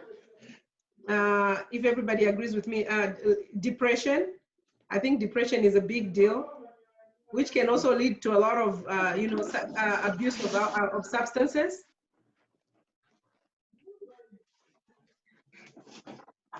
And I think anxiety. Anxiety.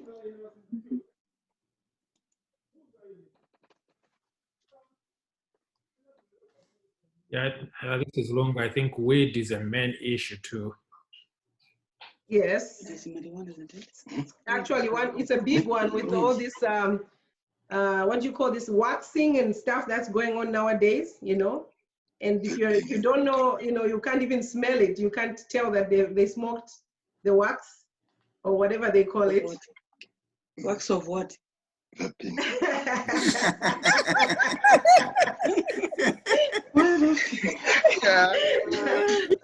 That's the first time I've heard that.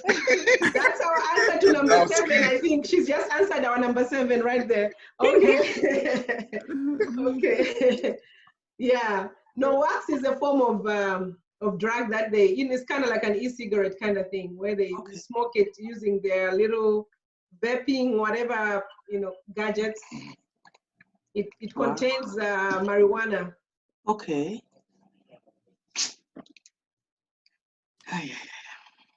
Any other that you guys are familiar with that you think is kind of common within our young people? I think it has nothing to do with the question, but let me tell you a story. Yeah. We just finished a project at my place where we are dealing with behavioral things, and we had a training on just hip hop, and the assignment for us when we were doing the training was identify as many names as you can of drugs in the following song. I could identify 2. There were 21. And one of the students named every one of them. I mean, they could talk about girl, flower, and all kinds of things. And yourself, your clothes. Yeah. and it floored me. I told the young people, from now on, you have to deal, we are going to train you to deal with your friends, because I can't deal with this. Just an assignment. Right. Yeah, that's true. There's all kinds of names. The only way is if you work with young people, you get to learn. I tell them every time I'm seeing them, I'm like, oh yeah, thanks for teaching me. I know I got a new word in my vocabulary now. So they have all kinds of words. I mean, they don't call it marijuana. It has probably 5, 6, 7, 8, 10 names, you know. It's not called cocaine, it's not called meth. It has all kinds of names. So you have to know the different kinds of names. I once was standing at an adult school. I went there to do a little course on cake decorating because I like doing that, you know, crafts. So I went to do a cake decorating at an adult school. I was waiting for my husband to pick me up in the evening. This guy saw me. I don't know why he thought I was, you know, on drugs or something. I don't know. And he came to me and I've forgotten the name he used actually, but he kept on asking me and he said, you know, do you have some? I'm like, what? You know, I didn't understand until finally he was like, you know, do you have some weed? You know, I was like, no. But, you know, that's the thing. People expect you to know all that. So, yeah, there's many names that as a parent, you could be sitting with your kids in the living room and they'll be talking and they'll laugh. You won't even know they said something, you know, how they communicate, you know, it's very interesting. Okay, so number 10. What do you think are the barriers for young adults and youth to getting mental health or substance abuse services? What are the barriers they have? I think it's stigma. Stigma? Mm-hmm. Could you kind of further that one? Stigma from where? I think stigma from all around, from all around, okay. From their peers, from the society, from everywhere, because it's not cool as they will put it. I'm going to ask this question. Do you think kids can be stigmatized by their own parents? Sometimes, you know, if a family member is thinking, you know, we don't have those diseases. Tuliba Seventh-day Adventists, we are, you know, Christians and all that. Do you think kids can be stigmatized in their own homes? Yes, I believe so. I believe so. I think that is the biggest one. I am an auntie to many young nieces and nephews, and in my own way, I try to, you know, figure out ways to talk to them. And so sometimes they open up to me and they talk to me and they say, "Well, you know, you're a Zambian parent, you're auntie, and you talk to us and encourage us, but you're not like my mom or my dad. And what they mean by that is because of the stigma you've just mentioned. I think most of them are afraid of being shamed, by what they have done. There is this notion from us African parents that our children must be perfect. Our children must attend such and such. And when they don't reach that level, not just even in education, if they just slip up somewhere, they are afraid of, telling us and just facing up and say, hey mom, I've messed up here. And so for me, I've learned quite a lot. I've learned quite a lot from my husband, because of the way he handles, situations. At first, I even used to tell him, I was like, well, you shouldn't be telling children everything or that. Don't talk to them about this, because that's the way I grew up. And he'll tell me, no, you need to talk to your kids. If you don't talk to them, somebody else will tell them. And it was just because of my sheltering from the way I grew up, and not being able to have that time to just talk to my parents. And looking back, there are moments when I made mistakes, or there are times when I needed somebody and I couldn't talk to them just because of the same, fear that I will be shamed, because there's this expectation from us parents that our children should attain. And if they slip up somewhere, we'll just shame them. And so obviously, yes, that stigma can come straight. I think majority of it comes from the parents. I think I'm noticing that in the families, as I talk to them, from my, nieces and young friends, they have these little groups and cliques. They actually are counseling one another. They are talking to each other, and they keep each other's, not necessarily secrets, but they feel free to talk to one another because there's no judgment there. And so, yes, ma'am, I'm sorry, I'm a little lengthy, but I wanted to give you an idea that yes, thank you, Mwila. majority Thank of you. the stigma It's very is coming interesting from the parents. Right. It's very interesting you say that, because that's exactly some of the stuff they said last week. There is a lot of stigma that happens, and sometimes it's within the home. I mean, not necessarily using that word, but the fact is, if parents are not listening, then it's very hard. And then you are expected to be, perfect in a certain way. And so if you can't attend that, then it becomes problematic. Yeah, Brother Monga, go ahead. I think part of it, in addition to that, part of it is human nature. The guilt are always, usually are always afraid. Even Adam and Eve, when they sinned, they didn't go for help. They ran away from help. So you see, it's one of those human nature that is, when you know that you have messed up, you don't want to seek help immediately. Okay. Thank you. Thank you. And I'll entertain two more, and it should just be simple, straightforward answers. Barriers, again, for young adults and youth, what some of the barriers you might think they may have. Real quick, if there's two more, I'll entertain those. Other two people? Well, one of them might not sound like a barrier, like Marjorie said, that parents have said, children. We can't hear you. We can't hear you. You are static. Oh. You might have to refresh your screen. I think you are static. I don't know. No, can't hear you. Yeah, I'm getting a static sound, and I don't know why. Yes, we can't hear you clearly. Let me try someone else, then I'll come back to you. Hopefully by then it will be clear. Can speak. I don't know. Can you hear me well now? No, we can't. You probably need to refresh your screen. Try to refresh your screen and see. Maybe the internet connection is static. Yeah, I'm gonna try to refresh the screen. Okay. In the meantime, is there anyone else that wants to talk before Elder Pastor Chola? Anybody else? Okay. All right. I was saying it could be financial. Oh, it could be financial. The stigma could, yeah, and it's true, because if somebody doesn't feel like they can afford it, they kind of shy away from, trying to get the services.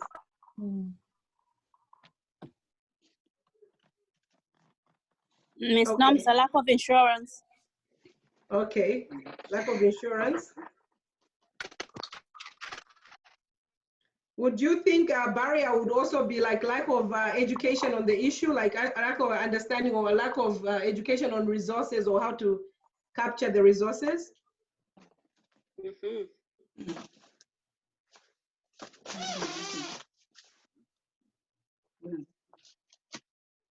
Okay.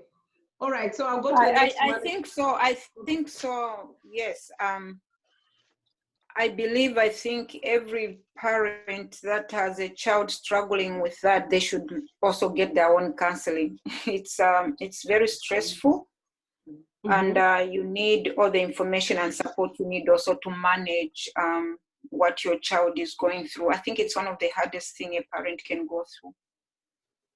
Thank you, Sister Beatrice, and that's very, very true. It's very hard. You know, parents can also struggle when a child is struggling and trying to figure out how best they can support their child. I see a lot of times when I'm dealing with young people, sometimes I always recommend for family therapy as well, because what's the point of working with a child in the office and then they go home to the same environment, right? So parents also need education so that they can also know how to continue to support the child at home. You know, and sometimes, you know, dysfunctional behavior does not start from the child. It can start from anywhere. I mean, I'm now talking about this, you know, other than just like depression, anxiety, there's other problems, you know, behavioral problems that kids may have.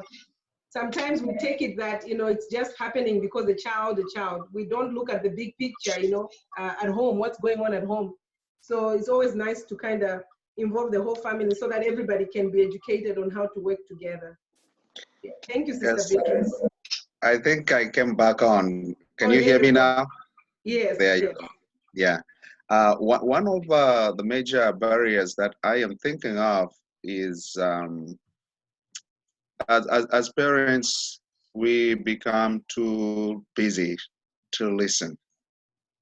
We listen to answer. We listen to respond. Now, sometimes when children come to us, they observe and they watch whether we are paying attention, we're not paying attention, or whether they're going to be flushed or not.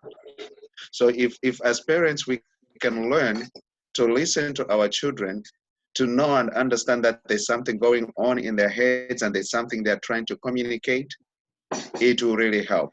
The moment the children learn that you are paying attention and listening, they'll be encouraged to talk. But if they know that you listen to talk, to give them judgment and stuff like that, they will rather just leave you alone. True. Secondly, if you are too busy, well, they will just say, well, there's no point. He's not going to listen anyway. He's got too many million things sitting on his table, so there's no point. So it kind of comes into, you know, learned helplessness. Now they're just kind of feeling helpless or hopeless because they just think that their situation won't be resolved. Okay, I'll go ahead to number 11. We have to finish up. What are some possible solutions to overcome these barriers? What do you think we could help, especially the barriers that have to do with parents and, you know, within ourselves? How could we help those, you know, how could we possibly, you know, help to overcome these barriers? I would continue to say, let us listen to understand, not to listen to talk. Okay, so listen to understand.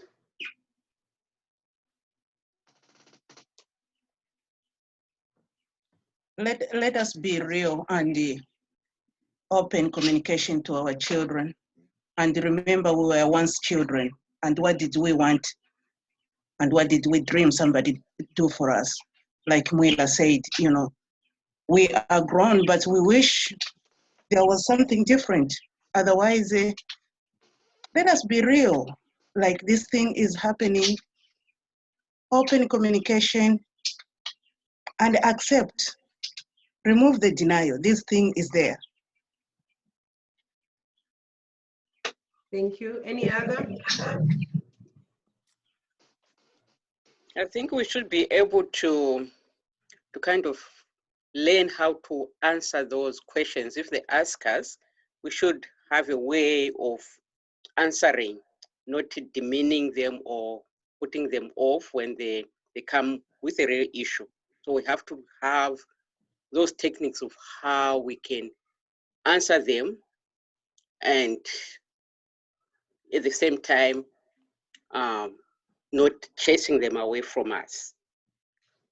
That's a good one, yeah, because many times as parents, we may not know how to deal with situations, and so the way we may answer may actually be very difficult. Remember, we are bringing up a generation that's totally different from us, and so the way our parents told us back home, if they say "choka paiwe" or whatever, you know, we didn't really take it as bad as what's going on with our children.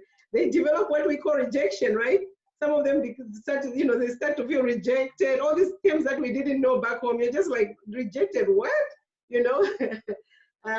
So we just have to learn, because this thing of us, you know, coming from a place where it's kind of like shipikisha to a place where now it's kind of like, no, you have to really be sensitive to, you know, to hearing what's going on, because many times our way of thinking is we need to be listened to, and the child doesn't need to be heard, right?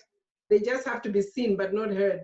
So all those things are things that we need to start really rethinking and trying to, you know, change, you know. So thank you, Sister Nachilove. I hope I'm saying it right. That's okay. right, yeah. Anyone else? From Canada. I think I think all of the above, and I think particularly for us, this education, it's sad. Let me put it. It's sad that, you know, we want to relegate our children to this system. I don't feel that that is necessarily the best way to go. I think that these are Zambians. They're just growing in the United States. And that you know, the system doesn't have to own them, but, you know, here we are. I think the best thing that, the worst thing that has ever happened to an African family is that we don't eat together. If we ate together and question how the day went, and everybody had a chance to tell their story, we would begin to understand some of the issues that these people are going through. But the fridge and 2 jobs, 20 jobs, whatever it is, does not, they do not lend the family to be together, where you can, you know, those things we're talking about, you have to have a time to sit down and just listen out how the day went. True. And they will tell you. And from what they're telling you, you can begin to detect, and I think you can be proactive. Right now, there's not that system that makes you proactive. True. That's very important. I think a lot can be done around the dining table. All right, I'll go to the next one, number 12. If you were to design a mental health or substance abuse, mental health or substance abuse services within your community or our community, which is our Adventist community, specifically geared towards our young adults and youth, what would that look like? What would the program look like?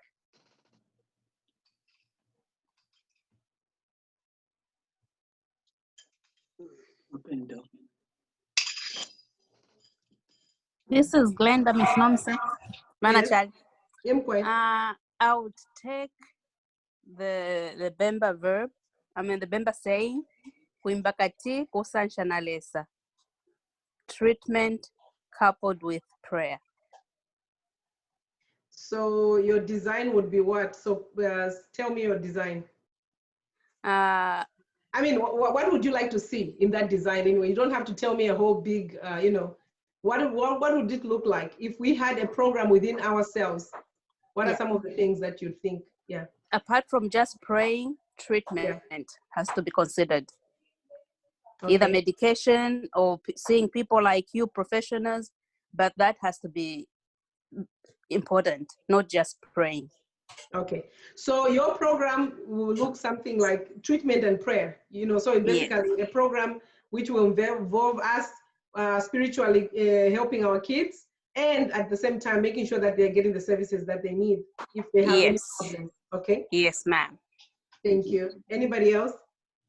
For me, I would, on top of what she's suggested, I'll add also activities that will kind of bring youth together, you know.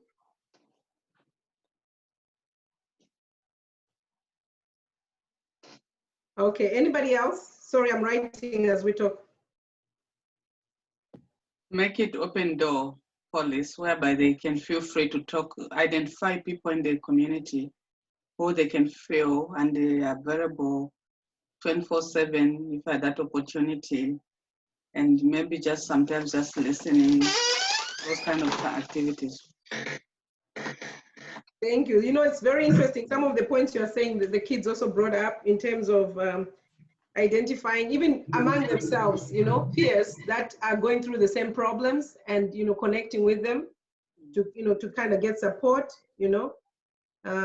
We talked about confidentiality as well as being a very important factor. I don't know what you adults think in this group. Oh, that's very essential. That's essential because if kids are not given that environment of safety, they won't feel free to share what really they are going through. So that confidentiality is prime. Okay, thank you so much. Anybody else? I think we've kind it will be important to identify resource people within the community. Yes. Whether it's both kids and adults can go to when there are issues, they can call and be open with, talk to, and who can provide services. Wonderful. Following that, I wanted to say a similar thing to what Dr. I think what, again, I just want to recommend the Health and Wellness Committee for bringing this thing. I think eventually we should have a situation where within our group, this is Azana now, that when things like this happen, we know who to call. Yeah. And confide in them. Personally, I think we have to be vulnerable as well. That means us as parents, because if we are vulnerable, then the young people see that we are, and if we can seek help when we need help and we are doing those things proactively, they will also do the same thing. But if we are not vulnerable, don't do those things. So the plan really should include those things, those resources, and us as parents really to be just vulnerable to the situation. I wanted to add just probably to add on, and I think someone mentioned confidentiality. I think one of the biggest problem, I think, is issue of confidentiality. Do we really have the trust and the confidence that once I approach this person, no, that issue is going to really be dealt with, that confidentiality it deserves, or would that issue, the moment we finish discussing, it spreads in the community? I think that is another area where really in designing a program, you know, we have to ensure that we feel safe, confident, whether it's adults or children or young people, you know, that the issues will be dealt with as they deserve to be. Right. Thank you so much. Brother Monga, 1 second, go ahead. Yes, even less than a second. In that, we are talking about resources, it's very critical. Well, in addition to having somebody to call, I think it's also critical to have even parents assigned to young adults where they don't have to wait for them to call. Maybe a week they can just be calling, how are you doing, and so forth. Have that communication relationship with them, not waiting when there's a problem for them to call you. Right, right. See, it's very interesting what you said about adults as well. Growing up, I was my father. I was close to him, but I was not that close to him in the sense that in our environment, the fostering. I mean, like growing up with your parents, you may be close to your mom where you can kind of like maybe even joke or give her a hard time, but with your dad, he's just somebody you fear and you're scared, and there's a certain respect that goes with it. And because of that, it was very hard to be able to talk to him. Or when he talked to you, sometimes you're thinking, did I do something wrong? You know, I don't know if there are some people who have experienced that. Nowadays, parents are different. I mean, you know, children can sit and, you know, and I don't know about Africa still, but, you know, at least I know right now in my home, that's different. So with all those kind of things that come in play, you know, sometimes there's problems with, you know, proper communication, you know, between adults and young people. So yeah, thank you, Elder Monga, for your contribution. I'll go on to question number 12. Number 13, we only have 2 questions and we're done. If you or a person you know has used mental health or substance use services, what was your experience like? And how did that affect you or them? So now if you've dealt with somebody or you know somebody who's had a mental health problem, or you had a mental health problem, or you somebody close to you, and you know, after that experience, and you know, within our community maybe, or within us, what was your experience like? And how did that affect you or that person? What was the experience? Share, if you can share. 1 or 2, just 1 or 2. Well, I told you about that, and we are now closer than we were before. Yeah. But the issue was very, very sensitive and very, very emotional because of how it came out. But now we can talk and things like that. Yeah. So it brought you closer, you know. I look for signs, and I observe, and we talk and ask questions. I didn't do those kinds before. Okay. Anybody else? Yeah, with our child, our last born, like what we're talking about, identifying children that might be going through the same problem and putting them together, and they can communicate and talk, all that kind of stuff. Here, where the child goes, the hospital and stuff like that, he was selected to go and meet with fellow friends in Seattle, where my son, the 11-year-old boy, was on the plane by himself with counselors and stuff like that, and met a bunch of fellow friends that were going through the similar problems, and some of them even more harder problems than he does. And after they had a week there together from the entire world, you know, entire nation, and things have changed from that point. So even when we tell him and explain to him that we need to thank the Lord for the situation and this is what the Lord is doing, it makes a big difference. He understands much better and we communicate well. No, yeah, to add on, he even said, like, you know, I couldn't understand that my family have been with me for many years. I know you understand, but I didn't know how you understand. But I just went with my friends for 1 week and I felt like they understand my problems. Wow, wonderful. Anybody else that has a story to share? It may be positive, it may be negative, it doesn't matter. It's just, you know, allowing other people to just so that they, you know, we can all see, you know, how these things affect us. Okay, so that's it. Okay. Anyway, I had asked for 2. That was 2, so that was good enough. All right. So the last question is, do you have preferences on how mental health or substance abuse information should be conveyed within our community, Zambian SDA community in the diaspora?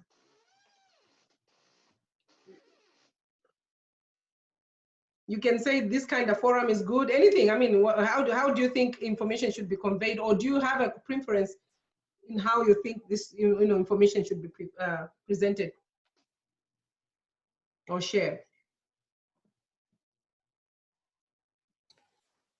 I think this kind of forum is good because we're getting to learn. We hear from people's you know, personal views, and some of us have, you know, never dealt with certain situations. So when you hear somebody talking about them, you know that, you know, I have to look for certain, you know, situations or even behaviors in my children to know, because we had a situation with my daughter when she dealt with depression, And we had never known anything about depression. And as a family, we kept on telling her, you know, you need to do something about your situation, because all she did was she had involved herself in too many things, trying to do too many things in school and working at the same time, and she reached a mental, you know, breakdown. Then she stopped school altogether, and all she did was go to work, come home, go to work, come home, no socializing with friends. And as a family, we didn't know, we had no education, we had not known what symptoms to look for. And we kept on telling her, you need to get up and do something about your situation. You are a smart girl, you can do this, you can achieve a lot of things. And forums like this really help. In addition to that, having surveys, in addition to getting accurate data, and I think you can still get the information out there by just having some kind of a survey throughout the community. All right. And Dr. Charlie, this is why I need to commend you. The way you have carried out this program. I'm just trying to emphasize on the point that Elder Monga has put up, because this is exactly what you have done. Right. You have put out a survey in a very interesting manner that you are able to get the information from us. And even when we tried to put you in a bind to ask you questions, but you were very clever about it, and you made sure that you are the one asking questions. And this is one way of presenting information, because you have gotten information from us, you are getting to see what we think about these things and stuff like that. Now, when you bounce back, you will have gotten enough. You are not just going to shovel into our throats, you know, what you know and stuff like that. You know specifically what our thoughts are about this kind of stuff. So this forum is very important, and your approach is very good. Thank you. Yes. Thank you so much. Thank you. Now, on really But quickly, Nomsa, yes, ma'am. Yes, ma'am. I think this forum should not just end here. Yes, ma'am. Let it not end here. It has opened up our minds. Personally, I've learned a lot. I wish I knew about last week. The girls would have logged in. But I have personally learned a lot. And let it not end here. Maybe when we have like our own community camp meetings or our national camp meeting, let it be brought up too, so that we can talk about it face to face. You know, COVID has its disadvantages, but I think COVID has been the opening, the window or the door to this discussion. Because without COVID, I don't know whether we would have thought of this forum right here, where we can talk openly and see each other and dig deeper into such issues. So please let it not just end here. We can also you can also bring up other topics which you know are vital in our community, so that we can learn.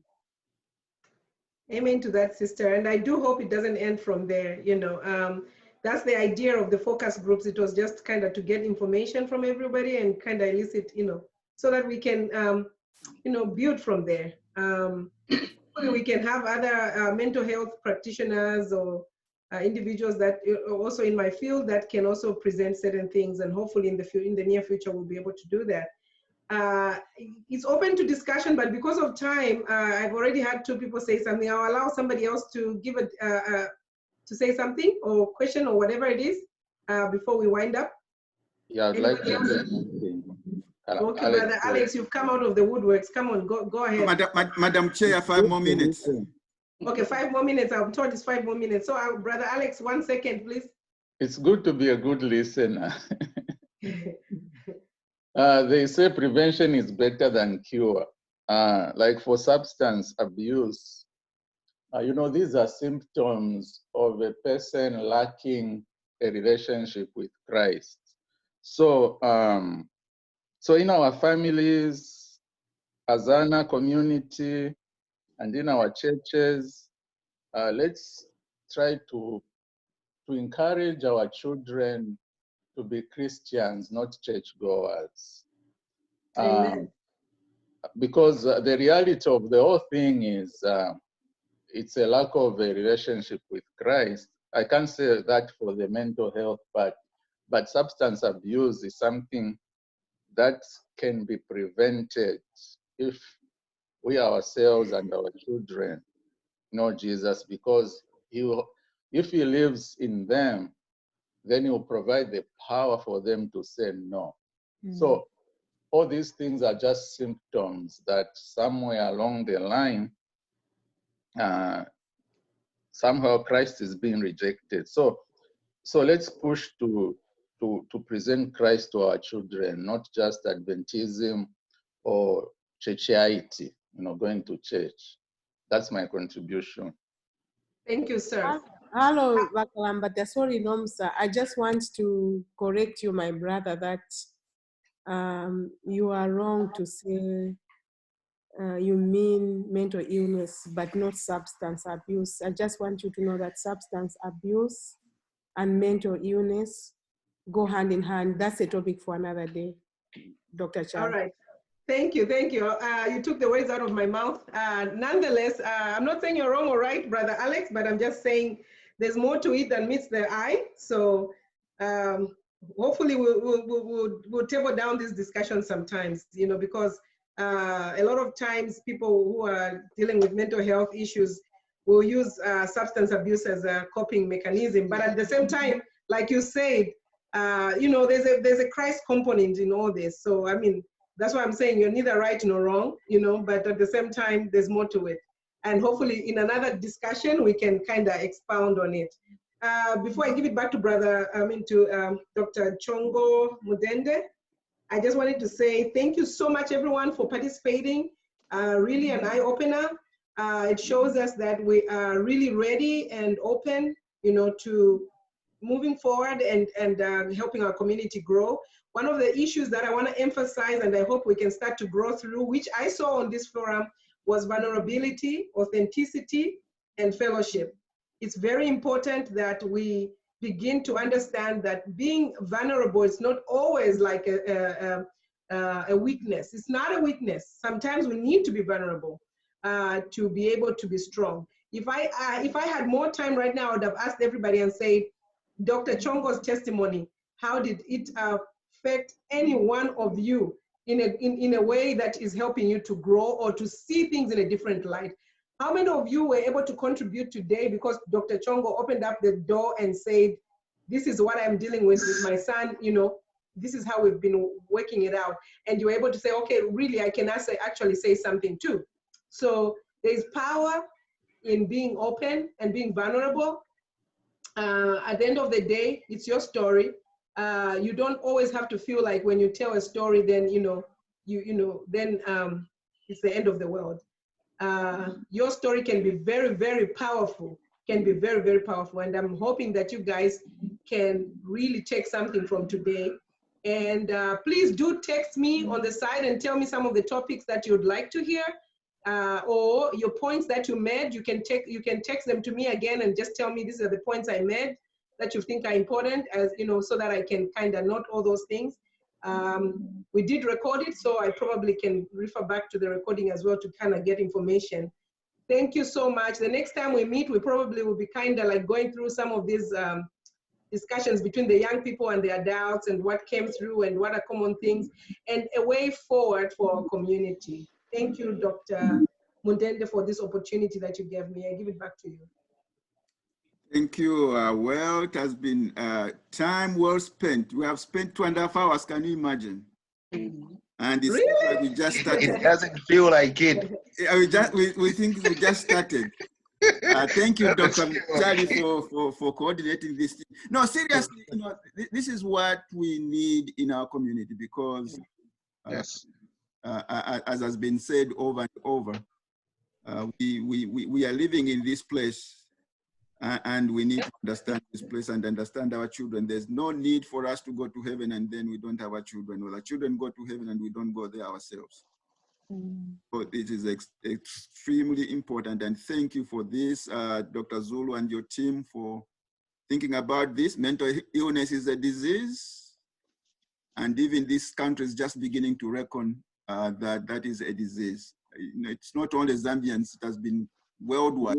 Nowadays that we are realizing that this is a big problem that we live with. So having said that, until we meet next time, Pastor Chola, can you please dismiss us with God's blessings? Let us pray. Our gracious, eternal, loving Heavenly Father, I would like to thank you, Lord, for this wonderful moment. What a way to close our Sabbath, dear God. And what a way to encourage one another and open up to things that we never thought possible. Loving Father, we appreciate the leadership, the Health and Wellness Committee, and everything that they have brought to us. Dr. Charlie Namsar, for everything that she has spoken. The entire group, dear God, our testimonies, and Lord, this was not possible. We thank you for Elder Mundende, for his vulnerability, to open the door to many of us to just come out and speak about our situations in our own homes.